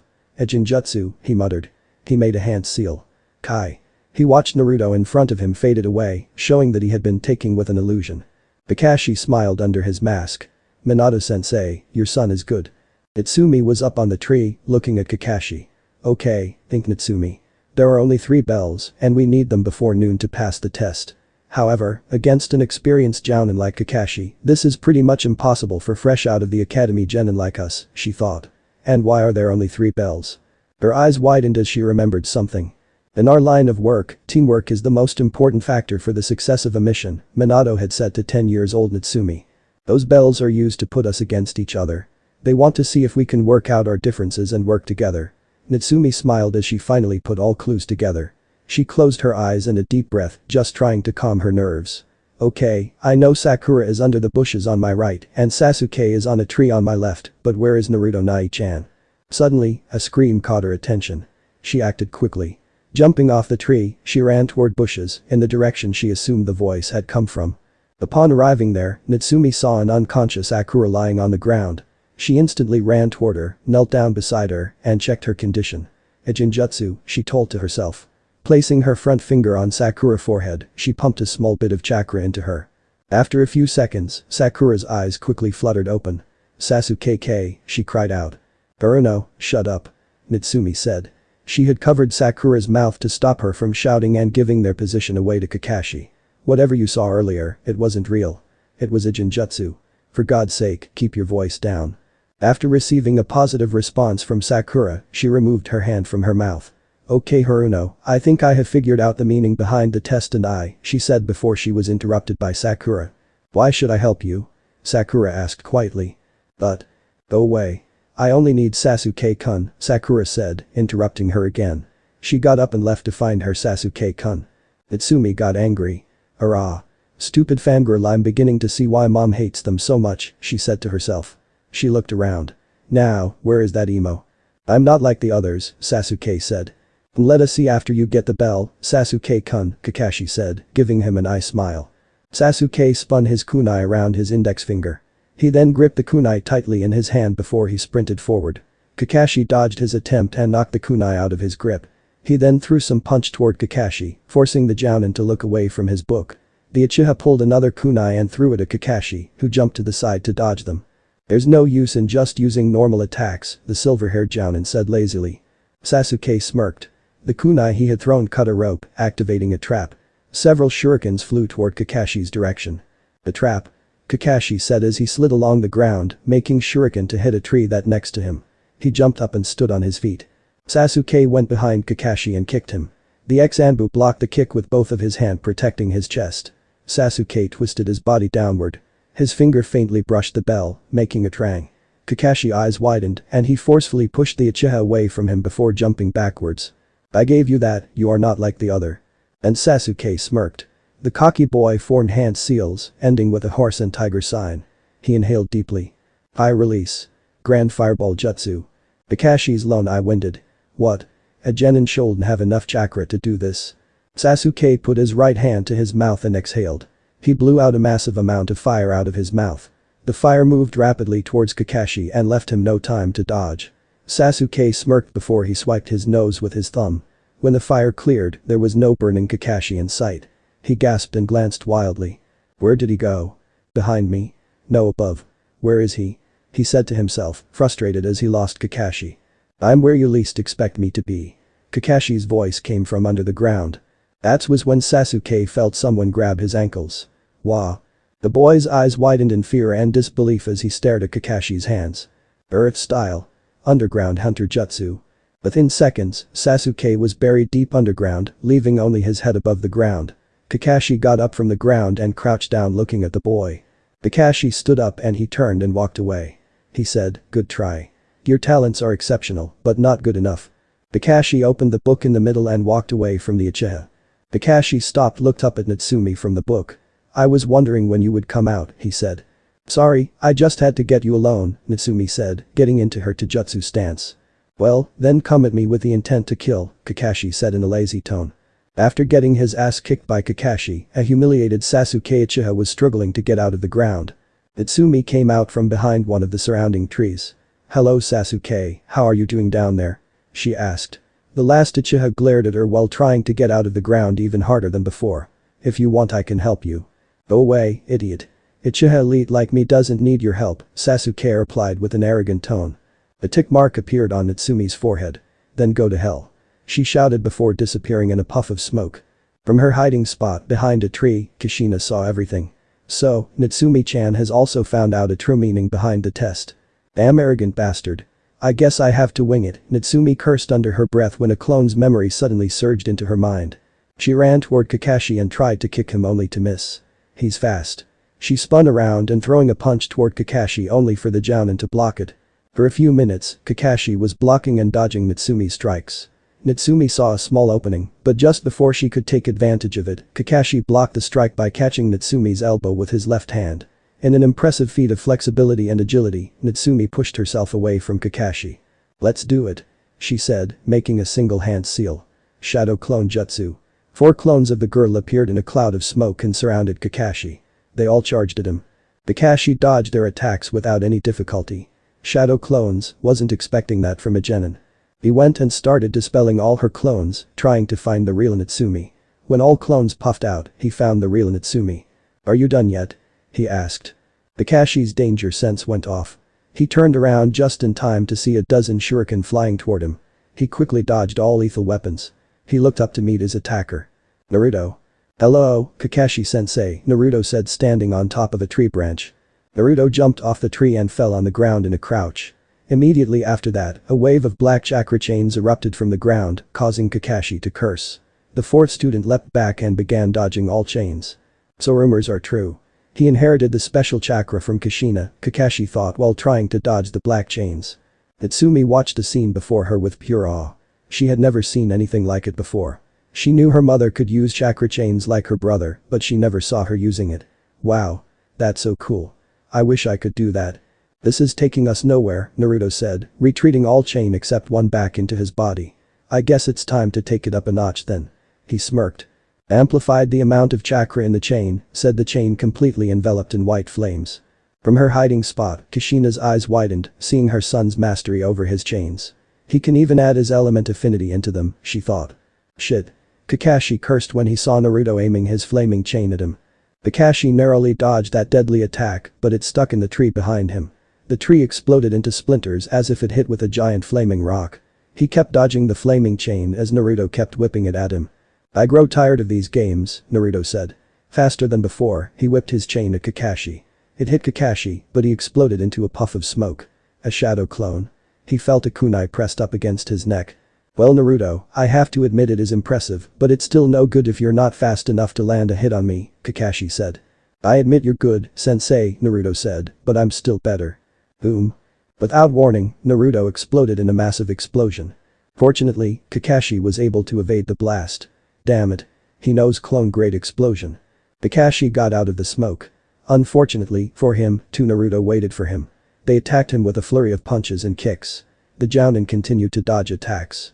As Kakashi felt something touched his belt, he jumped back and he started in shock seeing another Naruto holding 3 bells in his hand. Naruto's clone smirked, but he wasn't able to hold bells much longer as another Kakashi appeared behind him, dispelled him with a punch in the gut, and caught bells before they could hit the ground. All Naruto moved away from both Kakashi. They got back into their taijutsu stance. They all were willing to fight once again. But the alarm clock rang, signaling the end of the bell test.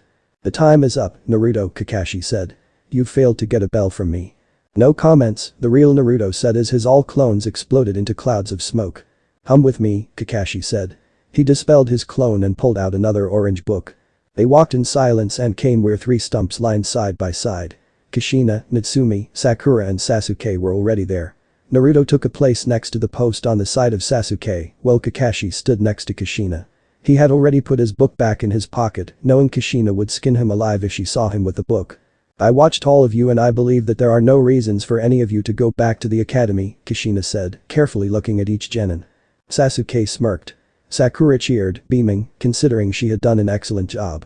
Natsumi narrowed her eyes at her mother, not believing her. Naruto didn't show any visible reaction. Instead of we think you should stop being a ninja, Kushina added in a cold voice. Kakashi nodded his head in agreement. Sasuke's smirk was replaced by anger. Sakura's beaming smile switched to disbelief. The twins didn't show any reaction. Kakashi asked, do you know the true meaning of the test? What? What's meaning? I thought we only had to get a bell, Sakura asked. The teamwork, Natsumi said. Sasuke and Sakura stared at her. She is correct, Kushina said. Individual skill is important to a ninja, but what's even more important is teamwork. Sakura, she pointed at the pink-haired girl, instead of accepting Natsumi's help, you were only thinking about Sasuke, who was far away from you. She turned to Sasuke. And you, Sasuke, you slapped away Natsumi's offer of help and dismissed her advice without listening. She looked straight at Kakashi, who nodded his head, as he knew the strained relationship between her and Naruto.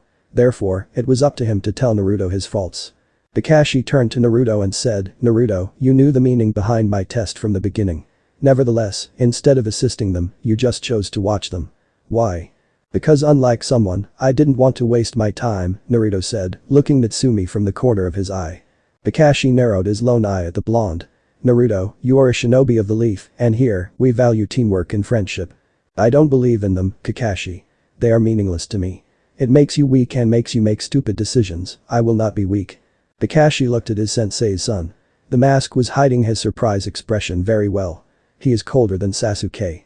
However, I already know the benefits of a team and teamwork, Naruto finished. Nonetheless, it's good to know unlike Sasuke, he is willing to work as a team. Kakashi sighed in relief. And Kakashi-sensei, Naruto called, catching Kakashi's attention again. I think those are yours. Pulling out something from his pocket, he threw it at him. Kakashi quickly caught it. To his surprise, it was 3 bells. Quickly, reaching his belt, he saw his bells disappearing in a puff of smoke. But how? He asked Naruto. Our teamwork. It was Natsumi who answered his question. A few minutes before. Natsumi had watched the scene before her with pure awe, she'd never seen anything like that. She knew her mother can use chakra chains, but she never saw her using it. Wow. That's so cool. I wish I could do that. She was impressed by his display. However, he can't do it all alone, I'll have to help him. Before she could do something, a familiar voice stopped her. Don't do anything stupid. Natsumi turned around and came to face with another Naruto. Nerd. You want to pass the test? Naruto asked, cutting her off. Yes. Then follow my lead, Naruto had said. Then I waited for the right moment and swapped bells with my clones, Natsumi explained, smiling brightly. If the other Jounin finds out about this, they will never let me live peacefully. Kakashi shivered just thinking about it. But how is this possible? I was watching you the entire time, Kushina asked her daughter. You were there standing in front of me, all alone. What you saw was nothing more than an illusion, a Jinjutsu that I placed upon you, Naruto answered. Well, that was a great plan, but since you have 1 extra bell, what are you going to do with it? Kakashi asked, looking at the twins. Taking bells from Kakashi's hand, Natsumi threw the 2 bells towards Sasuke and Sakura each. I'm giving them 2 bells, she showed her last bell to Kakashi, and I'm sharing this last bell with Naruto Nai-chan. Kakashi gave her a deadpan look. What? You didn't say that we couldn't share a bell. She has a point, Kakashi, Kushina said, smiling. You forgot to say that. Kakashi sighed. Well, then I guess I have just one thing left to say that he said, looking at all his students as he took a dramatic pause. You all pass. Hearing it, Sakura began cheering out happily, but it quickly ended when Kushina spoke in a serious tone. I don't know why you are so happy, Sakura. The entire exam, you didn't do anything. Sakura looked down in shame as she realized it was quite true. This is not some game, Sakura. Death is a common thing in the ninja world. Do you understand? Sakura nodded. Good. Now, you all are officially Team 7, Kakashi declared. It seems I didn't need to use backup plan, Naruto muttered under his breath, but Sasuke clearly heard him as he was standing close to him. Backup plan? Sasuke asked. You had a backup plan? Remaining 4 heads turned slowly in Naruto's direction. Well, yes, Naruto admitted as he held up a piece of paper with a seal neatly written on it. This was my backup plan. Interesting, Kushina said as she began to examine the seal. She was a Fuinjutsu master and an Uzumaki after all. It is a basic trigger seal uses to detonate one or many explosive tags. Sakura's face turned a shen wide as a thought came into her mind. Please, do not say you have planted explosive tags all around training ground. She asked, looking around to find them. She was also carefully watching her footing. She didn't want to accidentally activate any tags. Her statement caught everyone off guard. Explosive tags were a dangerous ninja tool. Don't worry. I've not planted any explosive tags here, Naruto said, causing everyone to sigh in relief. I've planted them into Kakashi's home, especially all over his favorite books. You've done, what? Kakashi shouted when his statement finally sank into his mind. What did you think I was doing when you were busy with testing others? I went to your home and slapped explosive tags everywhere, especially on your all books. Everyone knows they are your weakness, Naruto said. If my original plan had failed, then I would have used those tags to force you to pass us. There was an absolute silence as everyone absorbed the information that Naruto had revealed. Kakashi quickly made the necessary hand seals for the body flicker jutsu and disappeared in a puff of smoke. What the hell just happened to him? Natsumi asked. He didn't even say goodbye. Kushina shook her head. He's gone to his home to save his precocious books, she said with disgust. Sakura looked at Naruto and asked, was your backup plan really necessary? Sakura, not everything always goes the way we planned, Naruto said.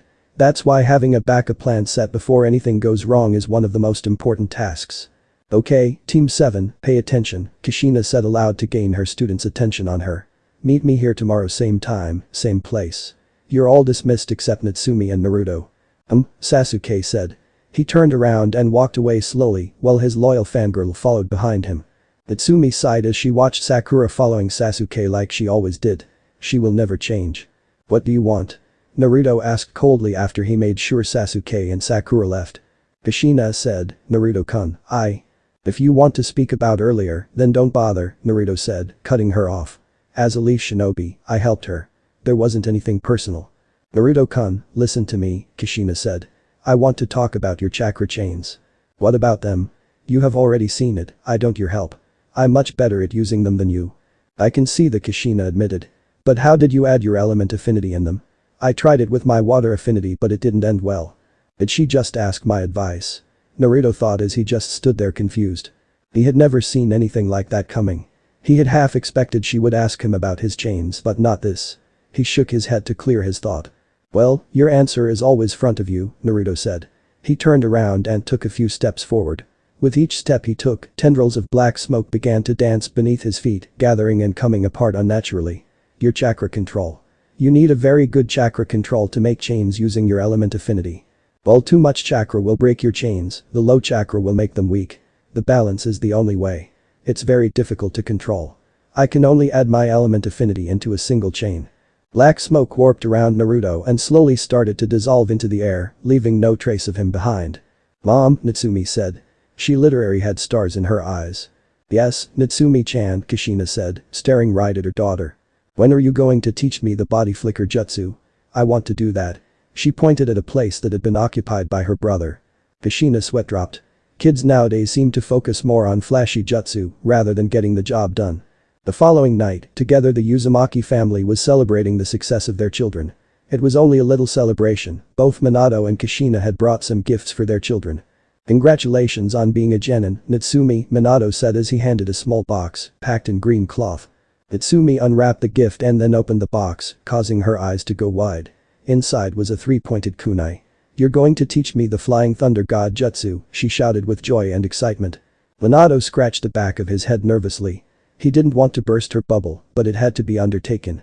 Sorry, princess, I can't teach you that jutsu yet. You do have chakra to use it many times, but don't have enough control to use it correctly. He pointed the three-pointed kunai that she was holding in her hand. It is just a little extra insurance.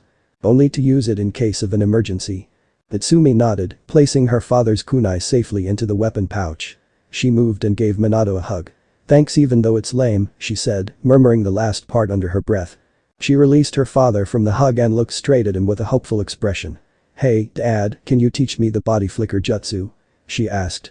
Maybe, Minato said. What's wrong with kids these days?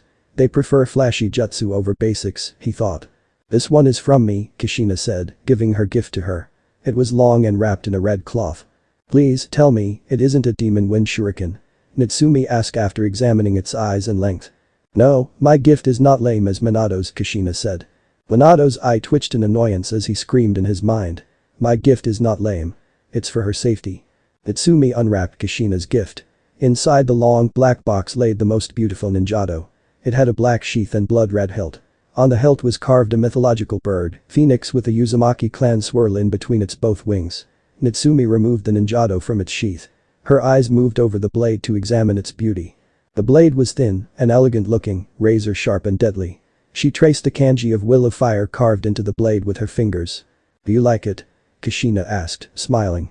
Natsumi had lost in eyeing the beauty of the sword. "Yeah," she said. She gave his sword a few practice swings to get a feel for the weapon and found ninjato was perfect for her hand. "I love it. I knew you would love it. Thank Mom." Natsumi sheathed her sword, moved forward, and hugged her mother happily. Kushina wrapped her arms around her daughter and gave her a hug in return. "I believe that you are fully ready to learn Kenjutsu," she said, releasing Natsumi from the hug. "Thank you," Natsumi said, "but what about Naruto Nai-chan?"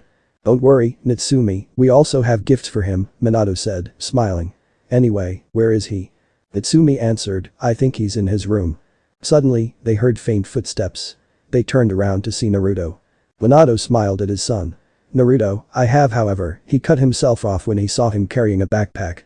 "Where are you going?" "I'm leaving your home forever," Naruto said, making his way toward the front door. "What?" Kushina shouted, a tear forming in the corner of her eye and slowly falling down her face. "Naruto, this is your home," Minato said, trying to persuade his son. Naruto stopped in front of the door and turned slightly to look at Minato. "It's your home, Hokage-sama, not mine," he said. "Naruto, I forbid you from getting out of this house," Minato ordered. "You can't stop me from leaving, Hokage-sama. I'm not a child you can order around any longer," Naruto answered him back. "According to the village law, after wearing a headband that shows my status as a ninja, a genin is considered an adult. There's nothing you can do now." With that, Naruto exited the house, leaving his saddened family behind. Naruto stepped out of the Uzumaki house's compound and took a deep breath, savoring the air of freedom. At last, he had been able to free himself from all watchful eyes of his family, a former family. They had been a major obstacle in his path. It was time to start formulating his master plan. The blonde boy gathered some chakra into his feet and jumped to the next rooftop. He landed there in a crouch and then started jumping from roof to roof towards his new apartment. After jumping from one roof to another for several minutes, he slowed down when he came near his new place. He took a big jump and swiftly landed on the balcony. Naruto took a few steps forward, but something stopped him. His eyes drifted over to a small, dark empty space between the two buildings. He shook his head before returning his eyes back to the door. He withdrew a key from his pocket to unlock the door. "So Minato sent his pets to keep eyes on me," the boy thought as he pushed the door open and walked in. Naruto closed the door, turned a doorknob and channeled his chakra. A seal array materialized over the door, securing the whole apartment from unwanted eyes. He looked around. He had gotten everything he'd need in the small apartment. It had a small kitchen, a bathroom, and a bed. "So this is your new home," one of the White Zetsu's clones said, emerging from the apartment's wooden flooring. "But it's quite small, isn't it?" "It's not like I'm going to spend my whole life here," Naruto said, taking his backpack off from his back and placing it on the ground. He took the black cloak out and pulled it over his head. "Get ready. We're going." Naruto looked at a spot occupied by his sofa with his heterochromia eyes. A small crack formed in the space as a time-space portal opened. It got bigger and bigger in a few seconds, big enough to enter two people. Naruto stepped into the portal with the White Zetsu's clone following just behind him. Exactly half minutes after they had entered the first portal, Naruto and Zetsu's clone stepped out of the second portal. They had teleported to a very familiar place. "The Valley of the End," Naruto said. It was the place where the legendary two, Madara Uchiha and Hashirama Senju, had their final battle. The two had torn the earth itself apart and created the valley. The battle had ended with Hashirama victorious, Madara secretly escaping his death and going into hiding, and the nine-tailed fox being sealed within Hashirama wife, Mito Uzumaki. Naruto was standing on top of Madara's statue's head and looking at Hashirama's status. The statues of the two great shinobi had been built to memorialize that battle, with Hashirama on the side of the Land of Fire and Madara standing in opposition to symbolize his defection from the Leaf Village. Both were stood in the traditional shinobi sparring seal of confrontation, a protocol, before engaging in a formal duel. The waterfall flowing in between both statues was serving as a border between the Land of Fire and the land known as the Land of Sound. Naruto ran vertically down on Madara's statue and landed on the surface of the water. Moving towards the waterfall, he made some hand seals before slamming hands on the surface of the water. A blood-red seal materialized on the water surface. The water from the waterfall split into two, revealing a pitch-black hidden passage. "Aha! One of Madara's secret hideout," the White Zetsu said, as he emerged next to him. "Yes, but now, it's our secret base," Naruto said as he stepped inside. Zetsu chuckled and followed the blonde. They continued walking in the dark passage. When they finally came to the end, they found the large room. The moment they had entered, several seals had activated, illuminating a huge room. Naruto saw various weapons, a few hundred scrolls and books. They were everywhere, stacked vertically and horizontally, in wooden shelves and cases. Naruto went forward, pulled one book from one of a shelf, and read its title. Uzumaki Clan Secret Fuinjutsu. Interesting, he told himself, putting the book back in its place. So you have finally come here. Naruto quickly turned around and saw the person he had expected to see there. BBC. Amik. Sasuke was walking in a forest near the border of the Land of Fire. He was not exactly a kid anymore. He had grown up into a tall and handsome man, but he still had duck butt hairstyle. He was dressed in the standard uniform of the Leaf Anbu with an Ninjato strapped to his back. He was the deepest part of the forest to search Itachi.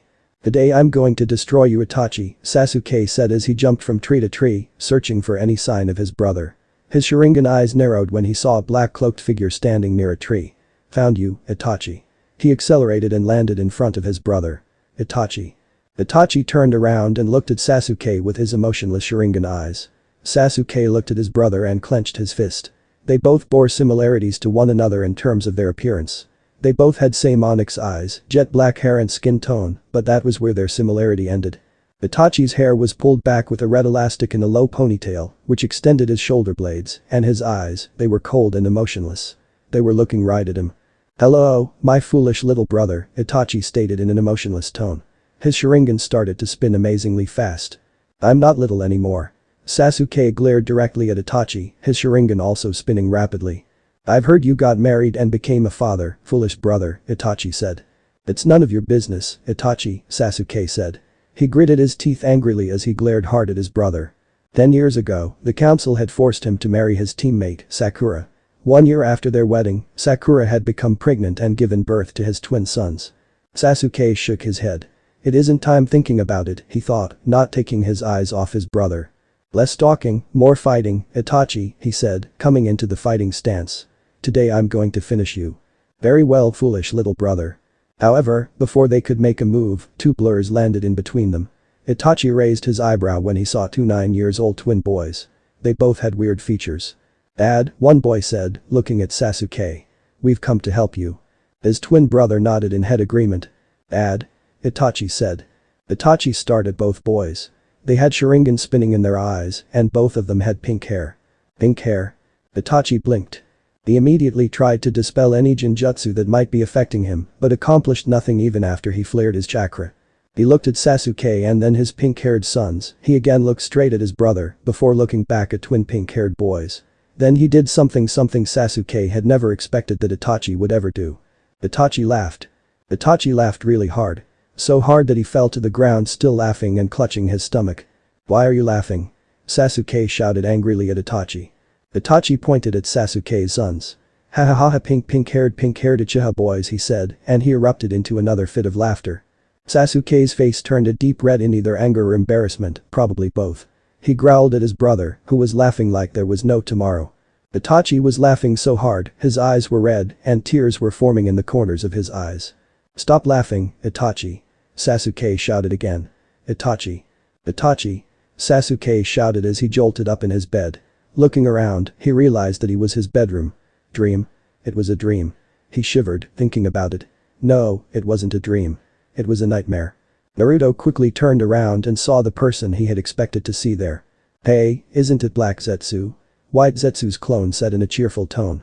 Like White Zetsu, Black Zetsu had a humanoid shape and Venus flytrap-like extensions on his one side. He also had short green hair and a single yellow eye, which lacked any visible sclera or pupil, and mouth with jagged teeth. Like his name, he was completely black. Compared to White Zetsu, Black Zetsu was more serious and knowledgeable as he was the physical manifestation of Princess Kaguya Utsutsuki's will. He was her last creation. He was a real antagonist, a true culprit behind everything. He had spent countless years influencing the shinobi world in order to facilitate a revival. "Idiot," Black Zetsu said to the clone in a deep voice, which was much different from the clone, "go back to your work." "Oh, well," the clone said in disappointment, and he slowly sank into the ground. "Where is your white half?" Naruto said. As far as he knew, both Zetsu halves would rarely separate themselves from each other. "On the mission that Pain Nagato has given us." Naruto nodded. He walked toward a stone chair and sat down on it with his arms crossed, one leg placed over other. "Why did you want to see me here?" he asked. Black Zetsu sank into the ground and came out with a scroll in its hand. "To give you this." He threw the scroll at Naruto. Naruto caught the scroll successfully. What is it? He examined the scroll. It was just a little scroll engraved with a familiar red swirl. The Uzumaki swirl. He looked up at Black Zetsu as he waited for him to say something, but he stayed quiet, so he asked again, what is in the scroll, Zetsu? Probably something you would like. Naruto raised his eyebrow at it but opened the scroll. His eyes widened when he read the first few lines that had written in the scroll, and widened even further when he finished reading the scroll. He stared at smirking Black Zetsu with his eyes wide open. He asked, where did you get this information? The smirk on Black Zetsu's face widened further. I've been here since the beginning of shinobi time, he said. I know more about the shinobi world than almost any other individual. If this is true then I want it, Naruto said as he rolled up the scroll. Send some white Zetsu's clones to find its exact location. Why aren't you going there personally? Zetsu's clones can mimic anyone they have been in contact with, right down to their chakra. One clone can easily take your place till you come back. My teleportation has some limitations. It hasn't reached mom's level yet. If I overuse it, I won't be able to use it until my Rin Sharingan has fully recharged, a process which takes a considerable amount of time, Naruto said. Also, Minato is monitoring me closely. We can't take that man lightly. After all, he's a leader of the most powerful shinobi village for nothing. So we'll wait for the right time and I am sure we'll get it soon, very soon. Black Zetsu had seen the fight between Minato and Tobi. The fourth had wrecked the boy twice after figuring out the weakness in his space-time technique. Minato was truly a genius. He nodded his head. Yes, we can't underestimate that man. Anyway, tell me, Black Zetsu. How is your pet project? How is Akatsuki? Naruto asked, resting his chin on a fist. Have they started to capture tailed beasts yet? No, not yet. They are currently collecting funds for the organization. Interesting, Naruto said as his eyes shifted into unique Dojutsu. Mind telling me everything about them? Black Zetsu told him everything. He didn't leave any tiny details. He even gave him information about every member with his or her powers and weakness. After getting all information from Black Zetsu, Naruto went into deep thought. Good, but let me know immediately if anything happens in the organization, he said. Black Zetsu gave him a toothful smile, showing his sharp teeth. Yes, I'll keep in touch. After becoming an official team, both Kakashi and Kushina started Team 7's training with basic chakra control exercises like tree climbing and water walking, something every newly made genin should know how to do before moving toward more advanced stuff. Naruto had already known them before even becoming a genin, and Sakura had a stunning natural talent for chakra control, so those exercises were easy to them. It could not say the same about Natsumi and Sasuke. It took them more than 2 weeks to reach a decent level because of their naturally large chakra reverse. When all students completed basics, Kakashi and Kushina moved on some advanced stuff. Teamwork exercises and improving their students' individual skills. During the training sections with the team, Kushina had even managed to break fangirl inside of Sakura some degree, forcing the pink-haired girl to take her shinobi career seriously. The pink-haired girl had improved greatly after that, but much to Kushina's irritation, her obsession over Sasuke hadn't changed much. When Team 7 reached the level where both sensei wanted them to be, Kakashi and Kushina introduced their genin to the horror of D-rank missions, lowest classification missions. Those missions were usually assigned to genin team and weren't actual missions that posed almost no risk to the ninja's life. They dealt with tasks as simple as finding missing pets and weeding a garden. This frustrated all genins. The most of them would prefer to practice his or her own ninja skills rather than doing those stupid missions. They were no more than chores. It was just like any other day. Team 7 was waiting for their sensei and teammate to show up at the bridge that had become their usual meeting spot since they had become an official team. Sasuke was leaning against the bridge railing while trying to stand as far away as possible from Sakura, who was trying to get closer to him. Even though she had become less fangirl of him, she was still annoying to him. The third member of their team, Natsumi, was watching the river that was flowing gracefully under the bridge. She was thinking about a way to convince her twin, who had yet to show up, to come back to the home. Suddenly, dark smoke filled the half-bridge. Most surprising things was no one seemed to care about it. It gathered around a specific spot on the bridge, forming into a hooded figure. It was Naruto. Right after him, both Kushina and Kakashi showed up with a puff of smoke. Yo. Kakashi greeted in his usual manner. Hello, students, Kushina said, smiled. Today, we are going on a special D-rank mission. There is nothing special about D-rank missions. They all are just a bunch of chores, Naruto muttered under his breath. Except you, Naruto, Kakashi said, causing the blonde boy to look at him with a raised eyebrow. Minato-sensei wants to meet you. Much better than this chore, Naruto thought, and he dispersed into the air in the form of black smoke. Why does Hokage-sama want to meet him? Sakura asked, looking at Kakashi. Sasuke and Natsumi turned their heads toward him as they also wanted to know about it. In his usual lazy manner, Kakashi skillfully dodged that question. Nothing special. Naruto appeared outside the Hokage office and went in when he got permissions to enter. He saw current Hokage and former Hokage sitting with their two advisors. "Welcome, Naruto-kun," Hiruzen greeted as soon as he saw the blonde boy. Naruto gave him a nod before he looked directly into Minato's eyes. "What can I do for you, Hokage-sama?" he asked. "It's about your special talent," Kaharu said, as she quickly came to the point. Naruto turned his head right where Kaharu was sitting next to Homura. "Which one?" Adjusting his glasses, Homura answered, "Your wood release." "What about it?" Naruto asked. Naruto didn't like those two. They had a bad habit of poking their noses into someone else. Yamato, former Hokage, called, and a man with short brown hair and black almond-shaped eyes entered the office. Naruto turned his head to watch the man. He wore a variation of the standard attire of a leaf nin with a flak jacket. In addition to that, he had a Hapuri-style forehead protector that framed his face, similar to that of Tobirama Senju. Naruto recognized the man. He was a prior root Anbu codenamed Kino. "Naruto, meet Yamato," Hiruzen said. "He is your new teacher. He can also use wood release like you." So they gave him another codename, Naruto thought while eyeing the man carefully who was doing the same as him. "So you are the lone survivor of Snake Sanin's experiment on the first Hokage's DNA," he said, shocking everyone in the office. "How did you know about this?" "It's one of the high-class secrets of the village," Kaharu asked, sounding demanding. Naruto scoffed. "Ask your current Hokage who has a tendency to leave important documents on his study table." Everyone turned to Minato. The fourth's cheeks had turned red with embarrassment. "Sorry. Just how many secrets you know?" Homura asked, turning back to Naruto. "Not too many," Naruto answered, but inside, he was thinking about something else. "Ha, I know every deepest and darkest secret of Hidden Leaf Village, you old fools." Hiruzen sighed before looking at his successor's son again. "Keep them secret," he said. Naruto nodded. "I will keep them secret until a certain time." "Yamato." Minato called to get Anbu's attention before he gave him a nod. Yamato gave a deep bow before he grabbed Naruto's shoulder and they disappeared in a swirling of leaves. Hiruzen turned to his successor and said, "I should have taught you the proper way to keep a secret before giving my position to you." Amura asked, "What were you doing anyway when your son was reading S-rank documents?" "Well, I was busy," Minato answered. There was a tiny blush on his cheeks. "With Kushina." Hiruzen's sweat dropped. "Well, I cannot really blame him. It had also happened to me numerous times." "Minato," Kaharu said, getting current Hokage's attention. "Are you sure he doesn't know the truth of the Uchiha clan's massacre?" Minato shook his head. "There's no document or file on that incident, so I'm sure Naruto doesn't know about it." How wrong Minato was. His son knew the truth behind the Uchiha clan massacre as well, even more than him. Yamato and Naruto appeared on a large ground. Naruto's violet eyes looked around to locate where he was. The place looked similar to the training ground 3, which Team 7 used, with some minor difference. However, he could tell this ground was one of restricted training grounds that Anbu used for their personal training. The safest training grounds to avoid unwanted eyes. Yamato turned and looked down at the blonde boy. "Well, Namek." Naruto interrupted, "Call me just Naruto." Yamato stared at him, confused, but nodded anyway. "Well, Naruto-san, first, show me what you can do," he said politically. Naruto nodded and waved his hands up. In less than a minute, he was standing on a branch of a fully grown-up tree.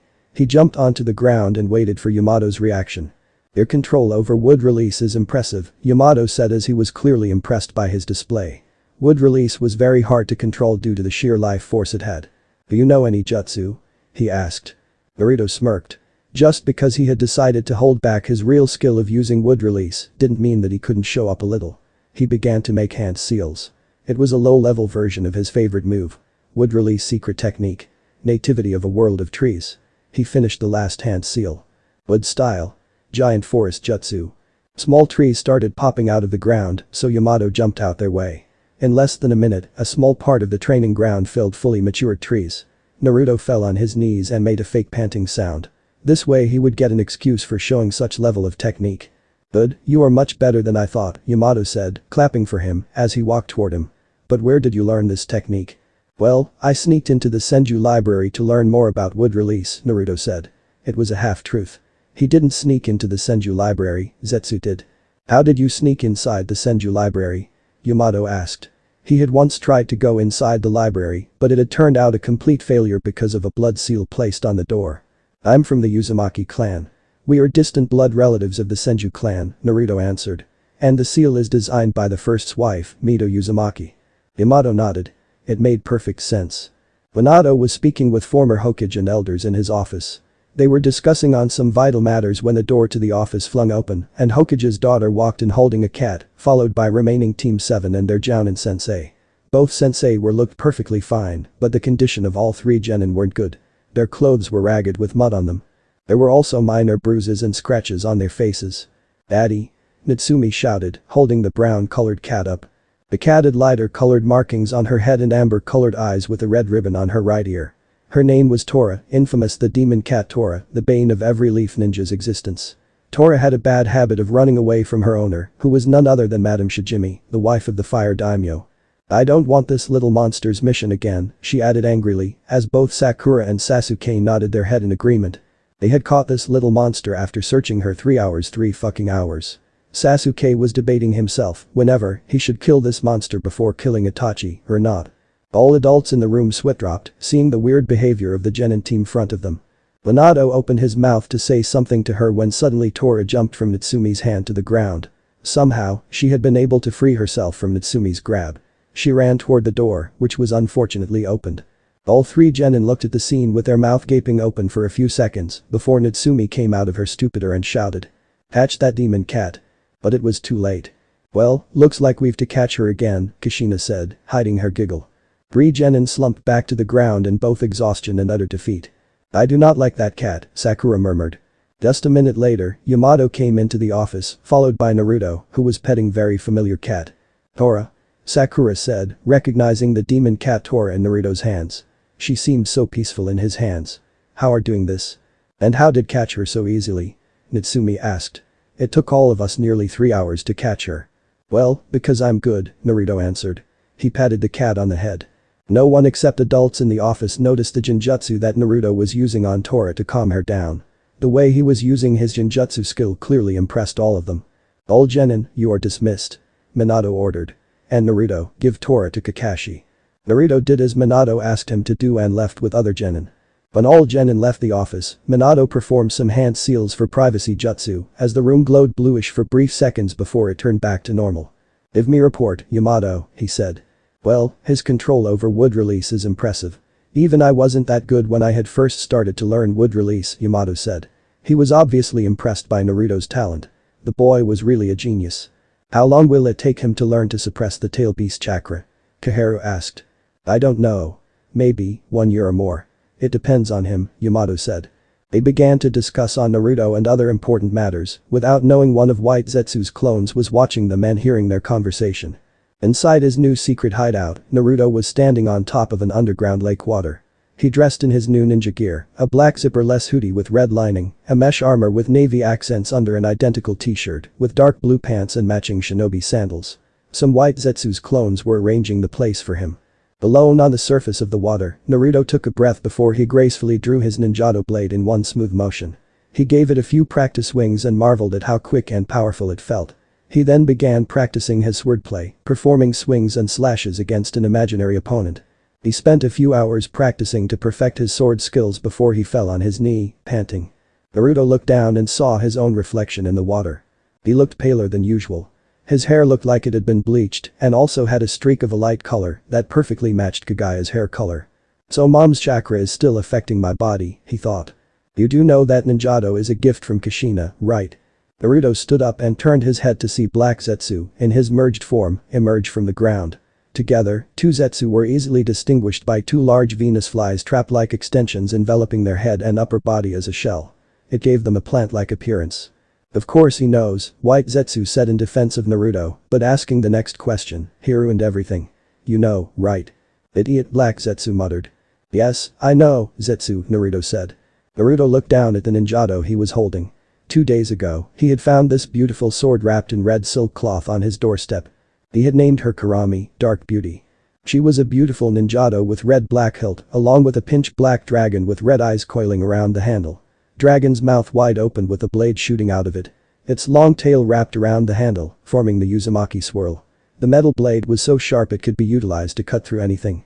It had kanji of Will of Fire craved into it before, but Naruto had changed it with kanji of Peace and Balance. "I thought you hate your parents," Black Zetsu said. I hate them, but I don't let that hate blind me, Naruto said, and he moved his ninjato up. And look at her. She is a high-quality, custom-made ninjato. You will need deep pockets to afford a weapon like her. You and we both know I don't have that much money. Naruto walked toward the ground where White Zetsu's clones were arranging the place for him. They were doing work like placing weapons in their place, arranging scrolls, book etc. Naruto sheltered his sword and said, so I got the opportunity and I grabbed it, couldn't let it slip away. Ah, a free weapon, White Zetsu said. Yes, you could say that.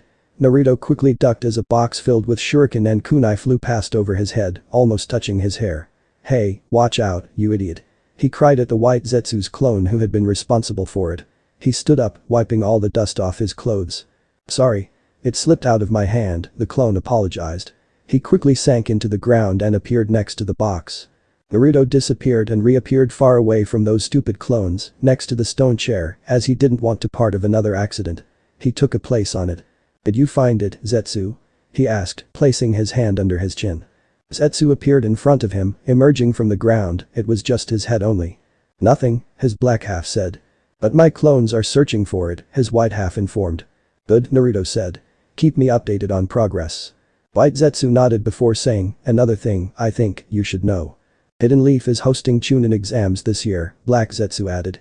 And we've heard rumors that Cloud and Stone Even Mist are sending their candidates for exams. The Chunin exams, interesting, Naruto said as he went into deep thought. What's the distance of the target? Kushina asked through earphones that she had given to her students. 5 meters, I'm ready anytime, Sasuke said. Same here, Sakura and Natsumi replied both at the same time. Me too, Kakashi said, giggled while reading his orange book. It was only chance to read his favorite book series without making Kushina angry. Whatever, Naruto replied last. The Team 7 had been assigned the Catch Tora mission, again. They were continuously doing D-rank missions from past 2 weeks. All missions were nothing but chores, something civilians were too lazy to do. The Tora mission was one of the worst missions in all missions. Okay, Kushina said. Go. She gave them a signal and all of them cornered the target. Both Natsumi and Sasuke jumped into action and attempted to grab the cat.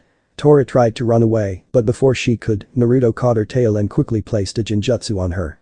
Got her, Naruto said. Ribbon on the left ear, are you sure this is the target, Tora? Kakashi asked without taking his eyes from the book. Yeah, I'm sure, Naruto said, patting the cat who was behaving well. Kakashi. Put your book away. Kushina warned, as soon as she saw the book in his hand. Kakashi nodded fearfully. He hurriedly put his book back in his pocket as he didn't want to die. The job, Team 7. Lost Pet Tora search mission complete, Kushina said, smilingly brightly. No. Absolutely not. Natsumi shouted at her father. I want to do, a more incredible mission. Find us a better one, Dadabeo. She quickly clapped her hands over her mouth as her cheeks instantly reddened with embarrassment. Kushina smiled at her, while Minato's sweat dropped. She is becoming more and more like her mother. Even, her verbal tic is the same as hers, he thought. Iruka stood up from his table. Natsumi, you should realize you're still a genin, he said, and he began to explain the mission system. Each request is written down on these lists and divided into an A, B, C, D ranking based on difficulty, Iruka described briefly. The village is also divided based on skill. Starting with Hokage to the Jounin, then the Chunin and lastly the Genin. The missions are then handed out by us at the top of the ninjas based on their abilities, and if the duty is completed successfully we receive payment from the client. He took a deep breath. He was in his private world. You guys just recently became Genin. D-rank missions are perfect for you, he finished before looking around. A tick mark showed on his forehead. Both Naruto and Kakashi were reading books. Natsumi's back was facing him, and she was telling Sasuke and Sakura about ramen that she had eaten yesterday. In short, no one was giving him attention. Iruka turned to Hokage and his jaw dropped on the floor. Kushina was particularly sitting on Minato's lap while her hands were around his neck. They were just talking about some random topics. Iruka did a fake cough to catch their attention. When he didn't get any result, he said, Hokage-sama. Kushina quickly stood up from Minato's lap. There was a slight blush on her cheeks, while Minato adjusted himself properly before looking at Team 7. You understood him, right? He asked because he didn't. Not really, Naruto said as he closed his book and looked up. But, I've heard that teammate is on a C-rank mission. Is this true, Iruka-sensei? What? Natsumi and Sasuke shouted at the same time. They snapped their heads toward their former teacher, demanding an answer from him. Iruka sighed as he knew what was coming. Yes, it's true. Their mission is to escort the master bridge builder to the land of waves and protect him while he finishes building his bridge, he said. Naruto didn't have any hope that teammate would return back to the Hidden Leaf safely. His spies had told him about the land of waves condition, which was very bad. A gangster named Gatu, who was ruling over that area, had hired the demon of the hidden mists Abusa Mamachi to kill the bridge builder, who was in teammates' protection. In short, the mission was not a simple C rank, its difficulty level was in between A and B. Teammate wasn't a suitable team for that kind of mission. It wasn't a combat team, it was a tracking team. There were too many gaps between Zabuza and Kurenai's skills as well. Zabuza was in Anbu before joining the Seven Swordsmen of Mist, where Kurenai was a newly made jounin. She didn't have skills and experience to confront a ninja like him. Even if she did have them, she couldn't protect her students and client at the same time, not without sustaining any major injuries in the fight. We also want a C-rank mission. Natsumi said, nearly shouting to prove that she wouldn't take no for answer. Minato rubbed back of his head and thought something before he said, well, Hokage-sama. An unknown Chunin called urgently as he ran into Hokage office. He gave a slight bow before saying, teammate needs backup. Their jounin sensei is injured. What? Minato said, but how? We don't know. The message is very short. So it would seem Minato sighed and he turned to Team 7's both sensei. Are they ready for a higher class mission? Kushina and Kakashi looked at each other before looking at their students. Sasuke and Natsumi looked determined to do this mission, while Sakura looked slightly nervous. They didn't blame her for that. It was going to be their first real mission. Then they turned to the final member of their team, Naruto, who looked bored like he didn't care about it. Kushina turned her back to her husband. They're ready, Minato-kun, she said proudly. Minato gave them a small smile and said, okay, Team 7. You are going to the land of waves as a backup for Team 8. Natsumi started to cheer, even Sasuke had a small smile on his lips. Sakura was still nervous. And Naruto he wasn't paying any attention. Alright, Team 7, meet us at the Hidden Leaf Gate in 2 hours, Kakashi said. Naruto finished packing all the essentials he'd need during the mission and finally strapped a ninjato onto his back. Are you going to visit the site? Black Zetsu asked. Maybe, Naruto answered, walking toward the exit. Let me know if you need any help, Black Zetsu said before sinking into the wooden flooring. Naruto walked out of his apartment and locked the door, securing it with seals. He turned around, leapt off his balcony and landed on the second-story roof. He then started to jump from rooftop to rooftop, quickly heading toward the Hidden Leaf Gate. Naruto reached the gate first. He leaned against a wall to wait for others show up. In a puff of smoke, Kakashi arrived before everyone could show up. Naruto raised his eyebrow. You've come before the time. He said. Hey, I'm not always late, Kakashi said. Naruto gave him a deadpan look. Okay, I've come late to our meetings and training sections many times, and I admit, I'm not exactly the most punctual person, but I'm not the worst. There are a lot of people worse than me in that department. Naruto shook his head and took out a book from his pouch. Whatever helps you sleep at night, Kakashi-sensei, he said. Kakashi sighed, knowing there was no way he could win this argument. He then followed Naruto's example as he pulled out his Icha Icha book and started reading. A minute later, Sasuke showed up, his number one fangirl, Sakura, following shortly behind him. Both of them wore their regular ninja clothes. In addition, they had backpacks on their backs to store their extra ninja supply and essential things they'd need during the mission.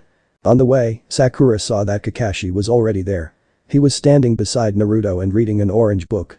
Kakashi-sensei, you are on time? She asked. Kakashi sweat dropped. Is my reputation really that bad? There was a puff of smoke and Kushina and Natsumi appeared next to Sasuke. Kakashi quickly hid his book into his flak jacket before turning to them. Kushina was in her as usual jounin uniform and Natsumi dressed in her new gear. A yellow blouse with a red shirt underneath that exposed her navel, a black skirt, thigh-length fishnet stockings and sandals, with her red ninjato strap on her back. So, are you ready? Kushina asked her students. She got nods from them. Let's go.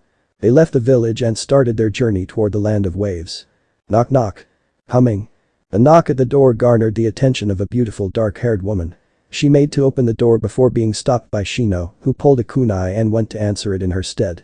Opening the door, keeping his weapon hidden from view, Shino saw his 4 former classmates, along with a masked man and a red-headed woman, whom he recognized Kushina Uzumaki.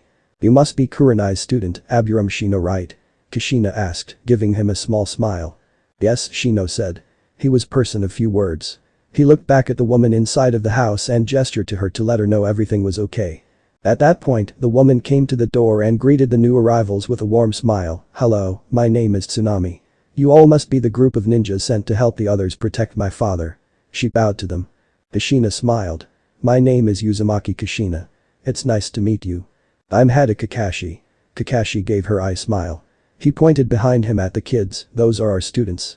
The brooding one is Uchiha Sasuke, the little redhead is Uzumaki Natsumi, Pinky's name is Haruno Sakura, the blonde boy is Naruto. Sasuke gave his famous stoic response. Natsumi gave her grin, Sakura smiled at her, and Naruto just nodded his head. Shino stood off to the side as they all came in, and Tsunami closed the door behind them. Where is your team, Shino? Kushina asked. They are in the living room. When they reached in the living room, they saw remaining members of Team 8 with exception of their teacher. They all looked worse for wear.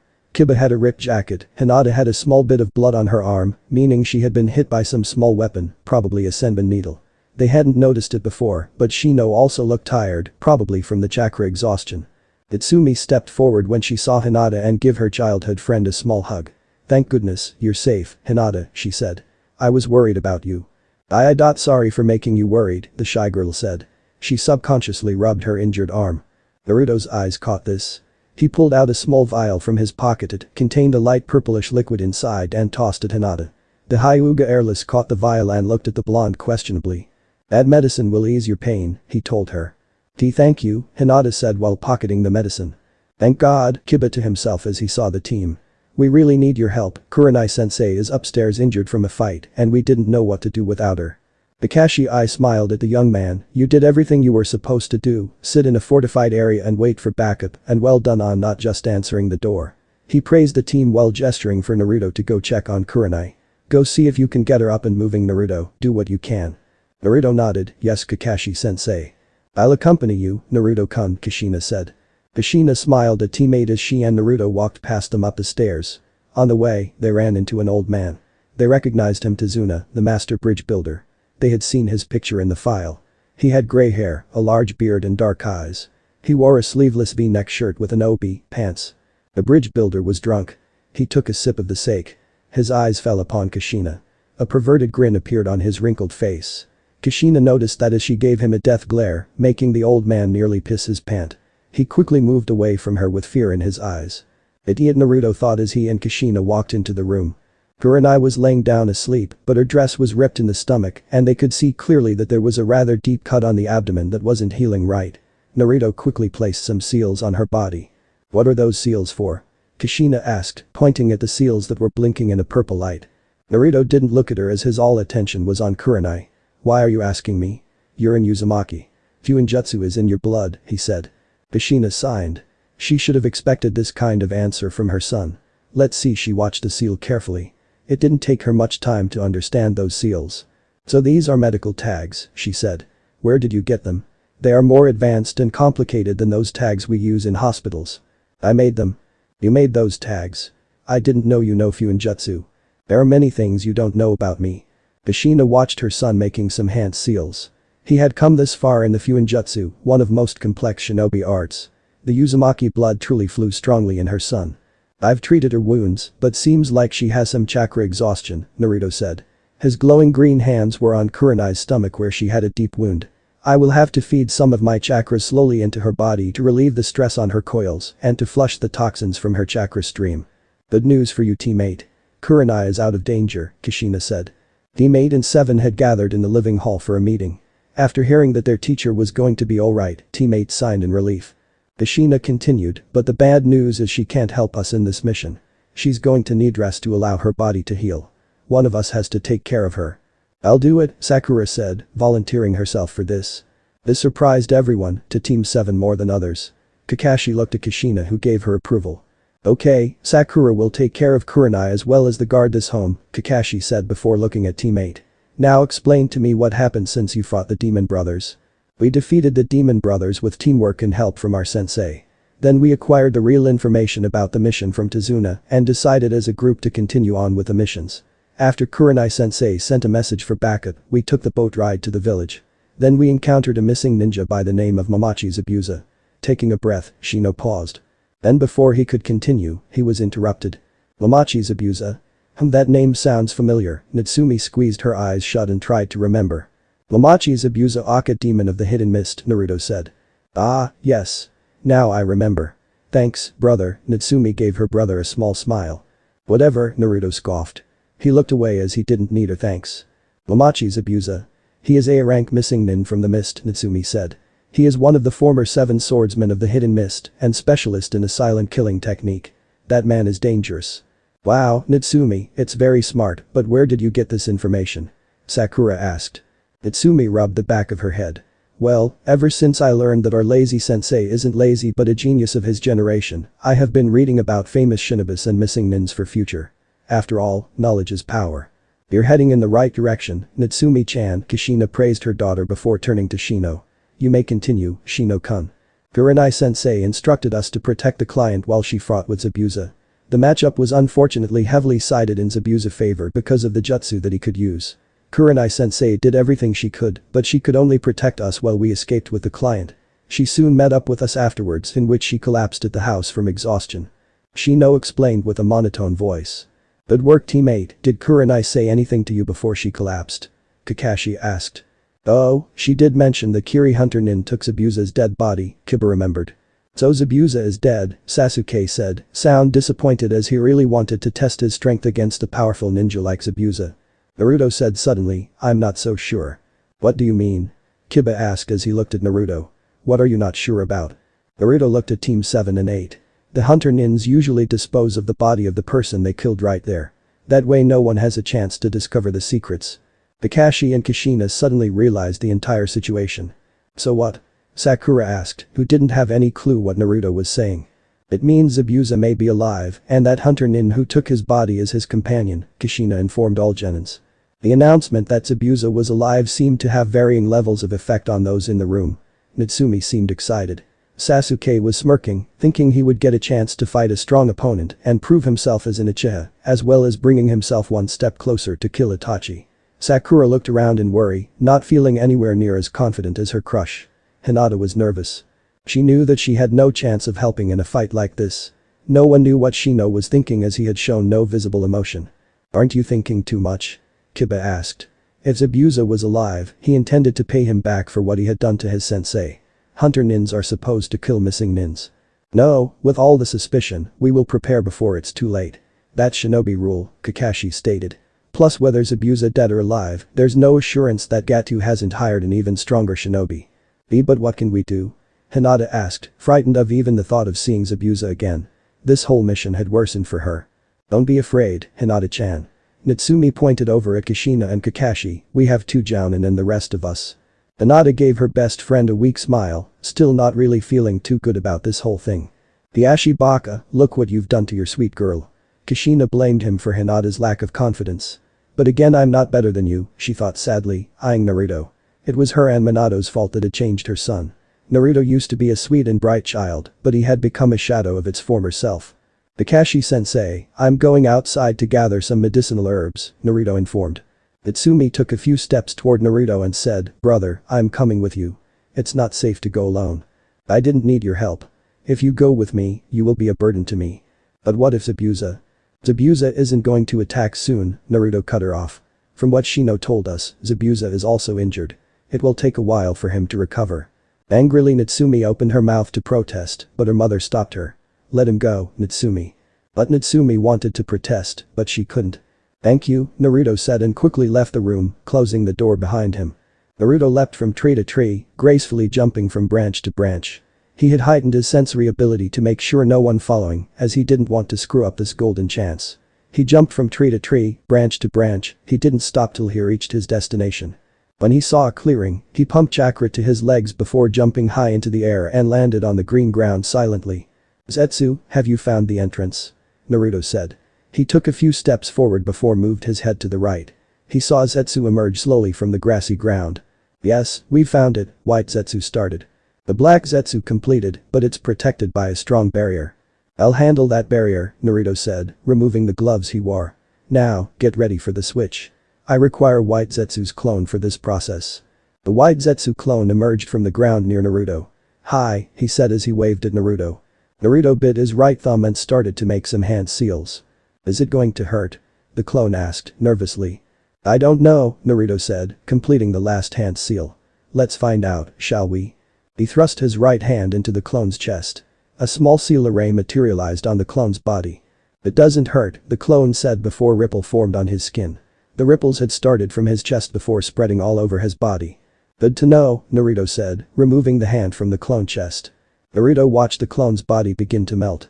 First, he thought his experiment failed, then something unexpected happened. The clone's body started to take a shape, his skin and hair started to gain colors, clothing began to form on his body. Within a few minutes, the white Zetsu's clone transformed into his perfect replica. "How do you feel?" Naruto asked his replica. "I don't know, boss, but it's felt weird in someone else's body," his clone spoke, looking at his own body. "What did you do?" The white half of Zetsu asked, confused, eyeing Naruto's replica carefully. "I've also the same question," the black half of Zetsu said. He was also confused as his white half. "White Zetsu and his clones are particularly part of a tree, so I used your clone to make the body of my wood clone. This technique is a fusion of wood clone technique and Fuinjutsu," Naruto explained. "But tell you the truth, I wasn't even sure this was going to work." "But it worked," Naruto's clone said, smiling. "Why did you go such lengths to make this clone?" the black Zetsu asked.